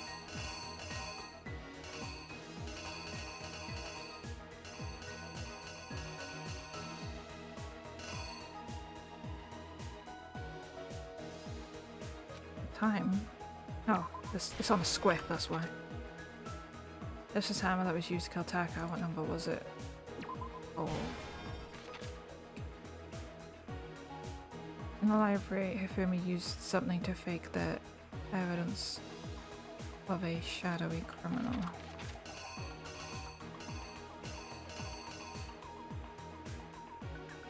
Hammer 2.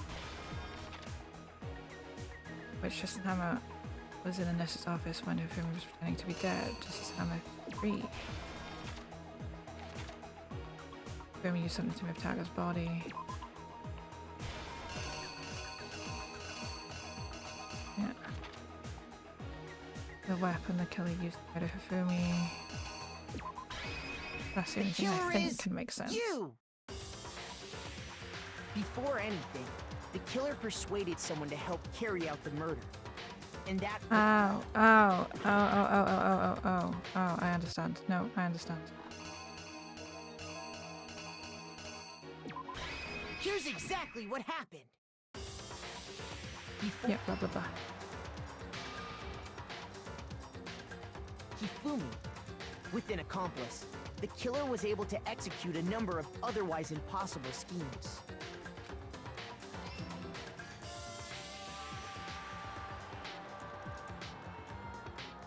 First, they convinced someone to meet them in the rec room last night at 1 in the morning.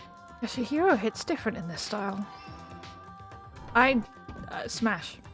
That someone they met with was Hiro. The murderous duo intended to pass Hiro off as the prime suspect. So when they met up with him, they drugged him, knocked him out, and stuffed him into the Robo-Justice suit.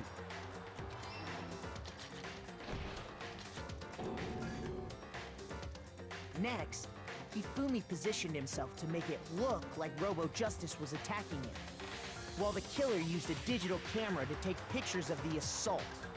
They did all this just to create evidence that would put the suspicion on Hiro. When they were done with him, they shoved him, still unconscious, into the pool room locker. And then finally, at 6 a.m., they moved into the murder phase of their plan. They called Taka to the equipment room.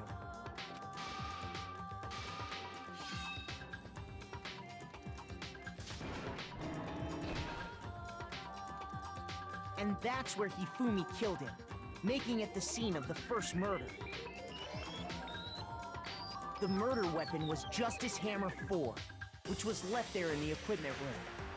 The reason Hammer number 4 was used was to create confusion about the order of the crimes. So, next they falsified 2 more assault incidents. For these attacks, the killers pretended to be the victims, to solidify Robo-Justice as the suspect. The first fake incident was the attack in the rec room. There, the killers wanted us to see Justice Hammer 1, and the Robo-Justice pictures they'd taken. They wanted to make sure we bought the surprise attack story. The second fake incident was the attack in the library. This time, they planted Justice Hammer 2, and an injured Hifumi, to sell us that story. With these 2 incidents, the killers were able to create a certain preconception in our minds that the suspect was increasing the size of the hammers and attacking people in order as they did. We fell right into their trap and started looking for the suspect based on that. But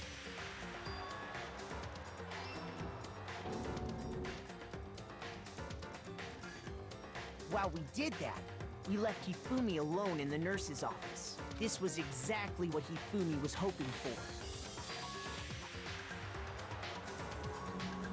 He took a blood packet from the refrigerator and Justice Hammer 3 and turned the room into a crime scene in which he himself had apparently been brutally murdered. He let out a scream to draw us back, and when we returned, that's what we found. Meanwhile, the other group that had been out searching found Taka's body at the same time. So when we heard the body discovery announcement, we naturally assumed it was for Hifumi. We left the nurse's office, and Hifumi once again took advantage of the situation. He simply got up and made his escape. When we learned his body had disappeared, we all rushed back to the nurse's office. And once again, Hifumi had the chance he was waiting for. This time, he snuck into the equipment room.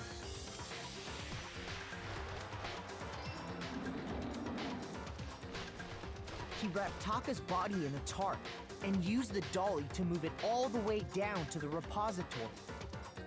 That explains how each of the bodies disappeared. But even Hifumi didn't know what the true killer had in mind for their final act.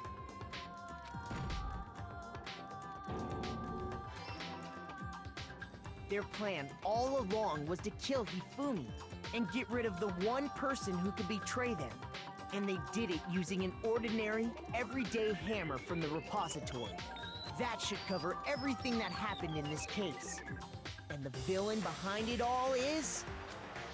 Celestia Ludenberg.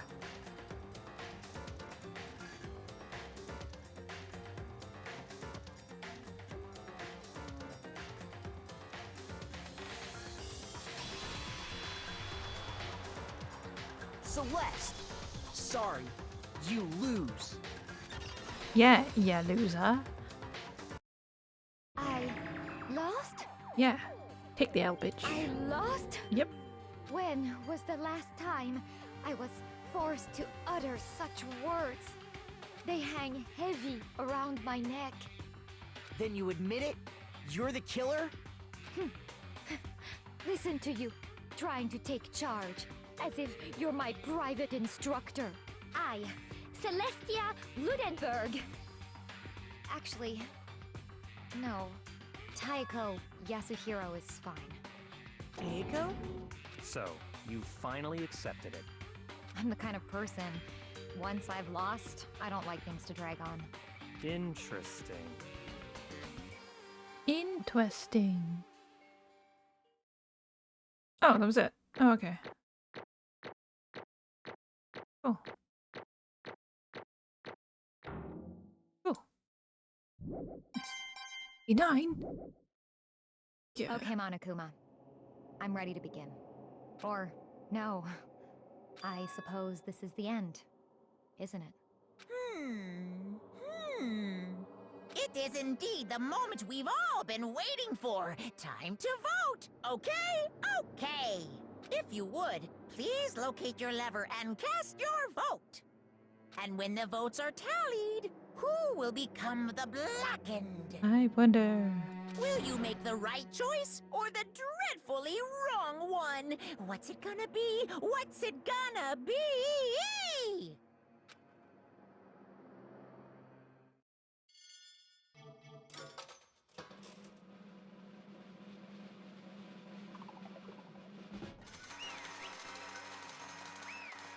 Yay!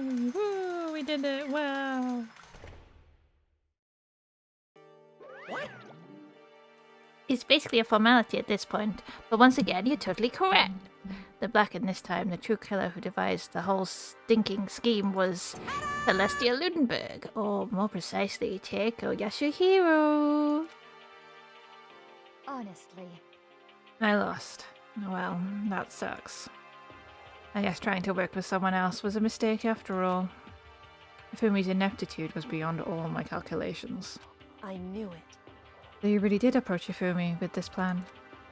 But how did you get him to agree? I can't imagine he would have happily agreed to commit murder. I'm sure she relied on her speciality. Lying. My speciality? Don't make me laugh.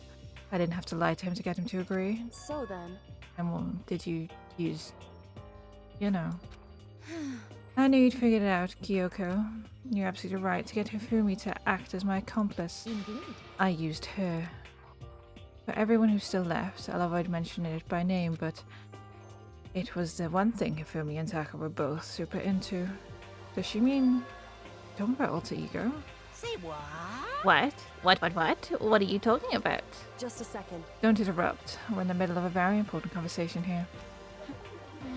I'm totally out of the loop as usual. How sad. In other words... Then you're the one who stole it. Indeed. That's right. I see. And you used it to drag Hifumi into the plan you'd come up with. Right again. Last night after we had our meeting about how it disappeared, I paid Hifumi a little visit. What are you doing here? Actually... I was hoping I could talk to you alone. It's about what was stolen. I know who did it. What?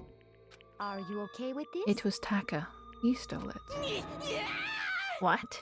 So then... And I have proof. Would you like to see it? As it turned out, I'd found a use for the digital camera. I'd taken you-know-what to Taka's room earlier and took pictures of it there. I deleted the picture as soon as I'd shown it to Hifumi, of course. Damnation! So it was him. But how did he do it? She was supposed to yell if either of us got close to her. You are correct, which is why Taka forced me to steal it. Say what? As for me... Please forgive me. He threatened me. Oh. He did. As for me... He came to my room last night unannounced. And then, it's hard for me to even say, he abused me. What? And he took pictures. He said if I did not do as he asked, he would show them to everyone. So I had no choice. Damnation! That's a crime, an absolute crime. I knew he'd gone a little crazy, but I never imagined he would go that far. It was amazing how completely he brought it. I can't express how enjoyable that was. I'm about to say something I've never said before in my life. I'm gonna kill him. I'm gonna fucking kill him. Most unfortunate. Wait, please. If you go now, you'll be playing right into his hands. Huh? Actually... Taka is planning to use her to escape. He said... He has made you his target. What? Escape. You don't mean... Taka is going to try and kill you. What? Indeed. And all so he can keep her to himself. That bastard. Bastard. Honestly. And we allow him to kill you with these barbaric acts? Absolutely not. How could I? She. I swear. I have to say her. Actually. Then, would you like to join with me? It just so happens I've come up with a plan. Huh? I have devised a way to reclaim what he has stolen and escape this dreadful school. And with that, it is complete. Huh? What are you talking about? Oh, nothing. Hifumi agreed with a second thought. The effect that item had on him was remarkable. The power of love, even love as twisted as that, can still drive people mad, it would seem. You disgust me. I see. I have another question for you. Was that strange costume Hifumi's creation? Indeed. Yeah, it was a real pain in the butt too. All I asked for him to do was to make something to hide the face and general body size. I had no idea he'd make something like that, but it's my fault for picking him in the first place. But... So, why'd you decide to make me the suspect? Because you're stupid. Huh? That's it? Let's see. And in that regard, I made the right choice. I'm so glad your stupidity surpassed my every expectation. Life must have been real tough on your parents, though. I feel like I could cry. Well. But when you were Explaining your plan to Hifumi, how did you explain the part about him playing dead?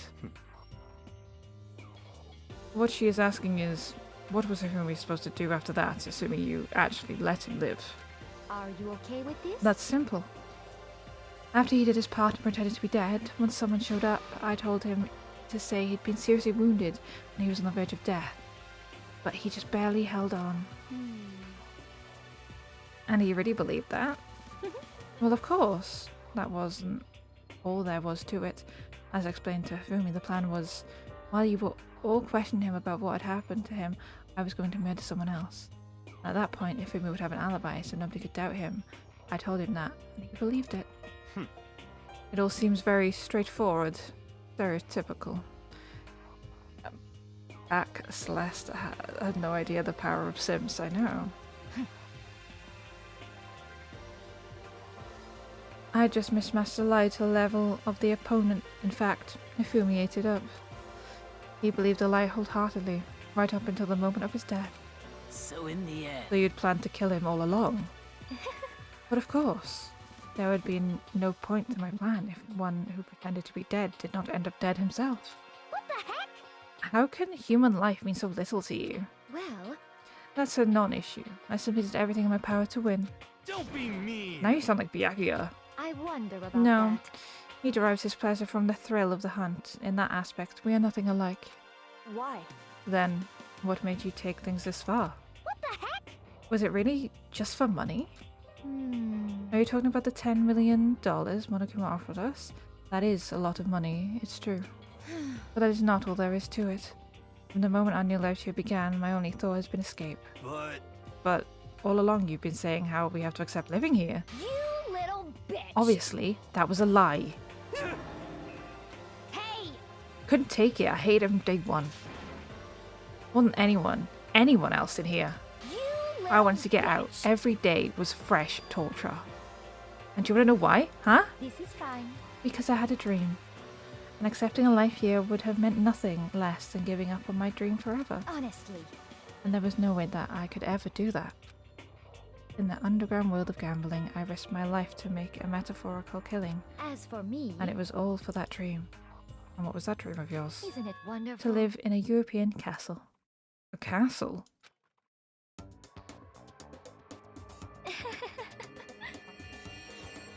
Okay, bitch. I like this. Okay, I can get behind this. No, this is a dream I can get behind. And to gather handsome men from all over the world to serve as my butlers/bodyguards. I was going to make them dress up like vampires and satisfy my every need. Once I obtained that, I would have created a perfectly aesthetic world of decadence. This is fine. Living the rest of my life there was my only dream, my only goal. That is what life is about. Combined with my own winnings, Monokuma's $10 million would have made that dream a reality. I got right to the edge, but there is nothing to unfortunately my dream has been scattered to the wind. Well, I don't have any regrets. I pursued my dream to the very end, so why would I? Just the worst. You sound so passionate, but you were really able to kill your own friends for it? Oh. Are you asking me to feel guilty? That's a pointless endeavour. I think nothing of sacrificing others for my own ends. I feel nothing. Do you understand? That's all there is to me. That's what makes me complete. Isn't it terrifying how different our values are? There's simply no room for understanding. What is this? That's what we should be saying, and plus, how can you be so calm? Don't you realize you're about to die? Why aren't you scared? My ability to lie is unrivaled. I take pride in that. It's not just other people, I can even feel my own emotions. The conscious deceives the unconscious. And that's why you're not scared. Yes, That's indeed. right. I don't fear death. Kill me whoever you like. But you know, if I could be reincarnated, if I had a choice, then Isn't it wonderful? I think I'd like to come back as Mary Antoinette. Hey. You just get executed again. I smiled then. When she did, it looked to me like a poor effort to force it. She claimed she could fool her own feelings, but that statement itself must be a final lie. And that weak fake smile is what betrayed her. Thrills, chills, kills! You all done? Okay, then let's get rolling. The black and disturbed the peace, and I must pay the price. Now then, I prepared a very special punishment. For her, the ultimate gambler. Let's give it everything we've got. It's punishment time! I guess I'll let Kyoko hold on to this. What? This is... Will it really give you the hope you're looking for? I can't say I ever saw it that way. Which is why... Actually, it's not important. Well then... Take care, everyone. Perhaps we'll meet again. In another life. Nah, bitch. I like you. Your aesthetic is cool. But my god, are you a cunt. I did not care for Celeste. Her aesthetic? Wonderful. Right? How she looks? Amazing. Her as a person?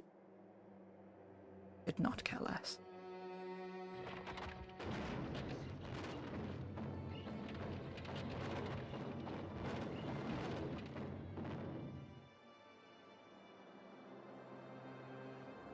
The burning of the fire.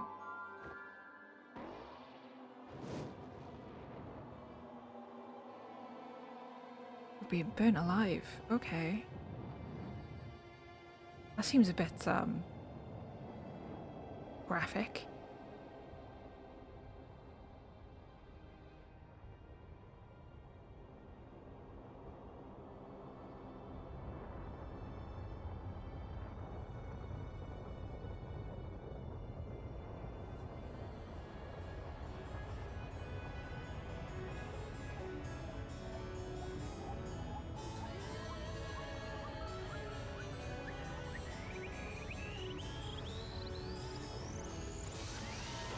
Oh. Okay. Right. What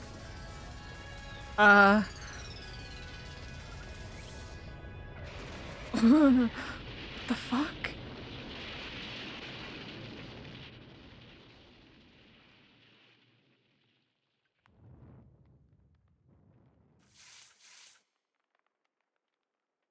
Okay. Interesting. That's okay. Right. That's one way to fire. Yeah. Yep. It's over. The third execution is over. Last death is over. Last killed my friend, so I can't pity her, but I also can't deny that at one point I considered her a friend too. Did you? Really? Okay. Have him just come along and... Isn't it just awful? Someone couldn't cut free of their regrets from the outside world, and so more people had to die.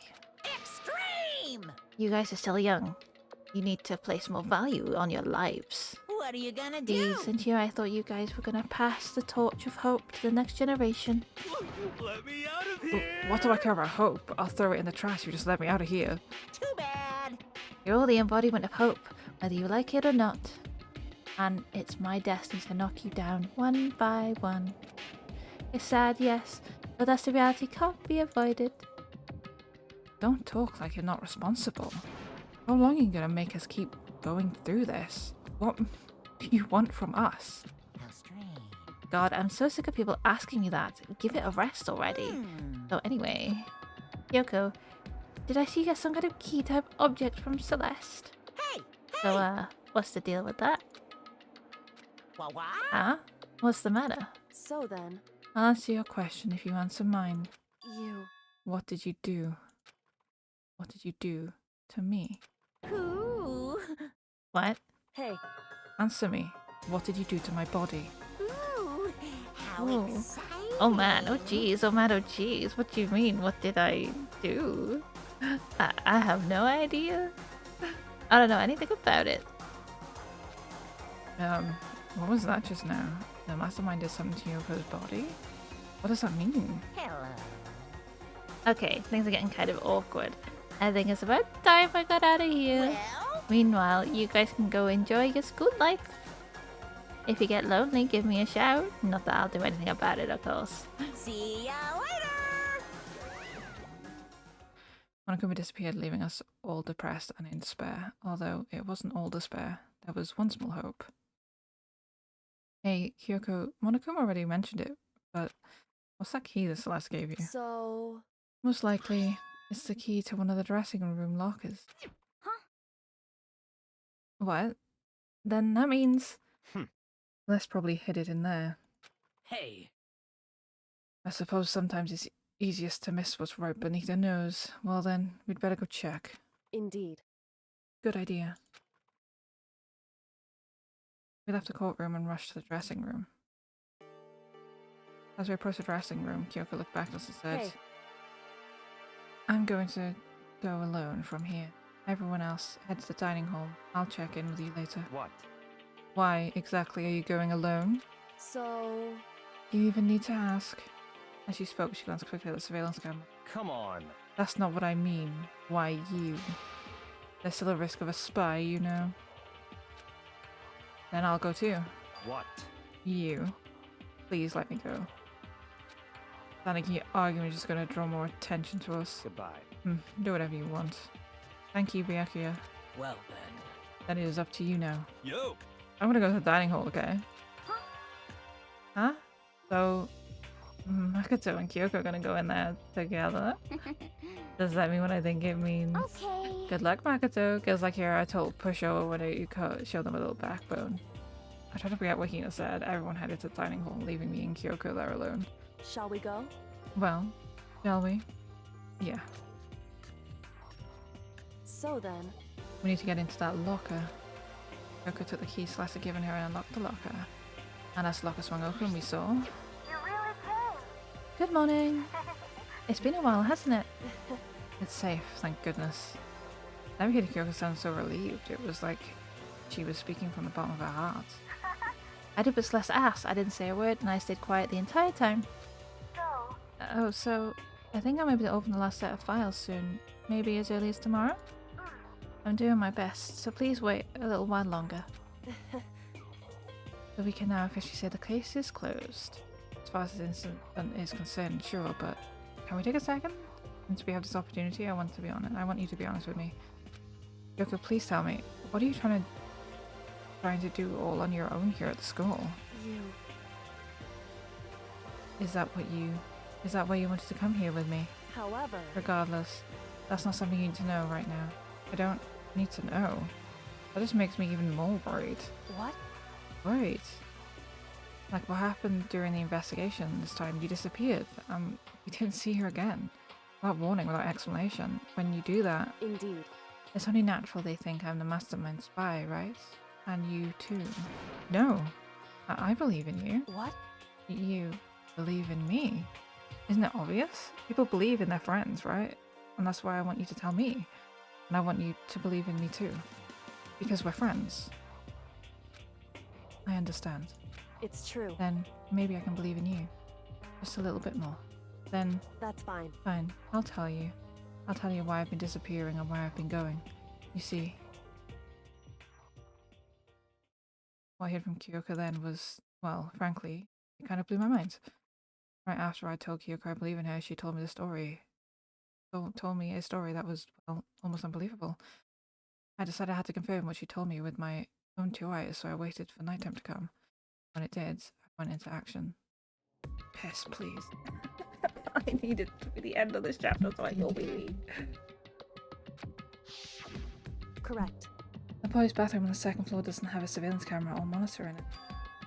And the storage closet there, way in the back. She said it was way in the back of the boys' bathroom storage closet, but you're gonna really be right about this?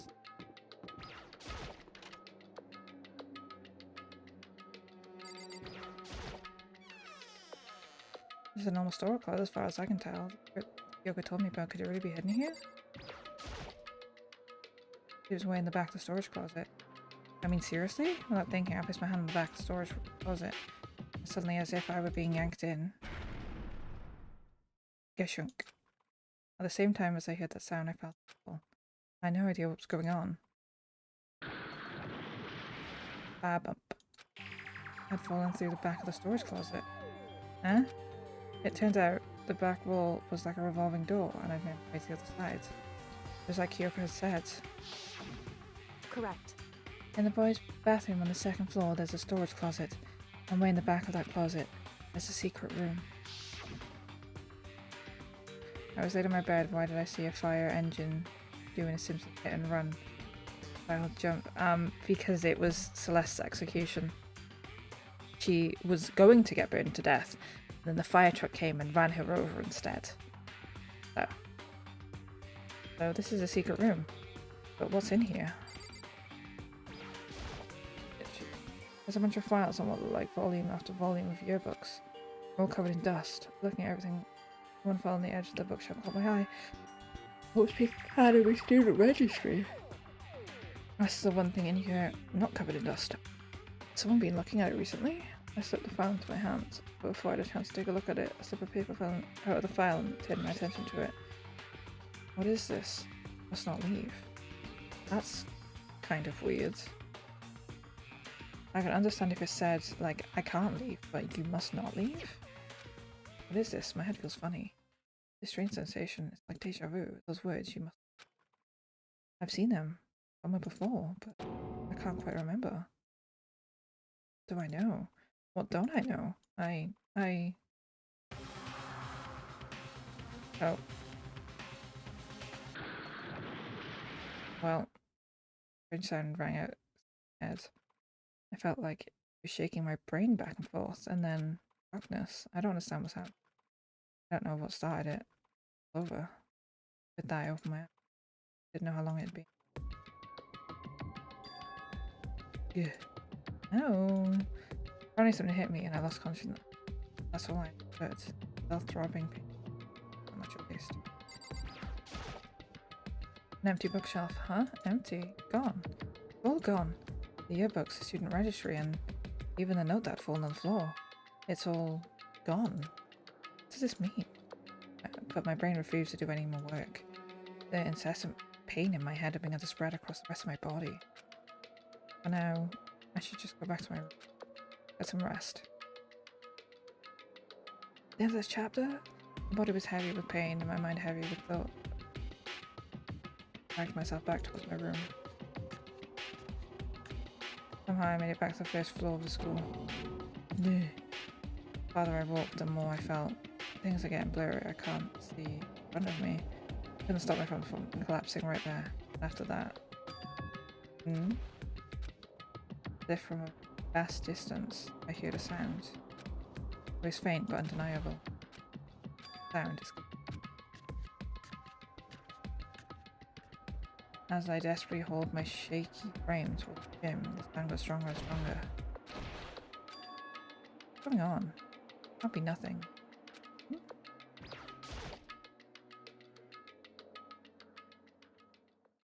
I did make a sound as I opened the door. Sound coming from inside me, while only intensified that much more.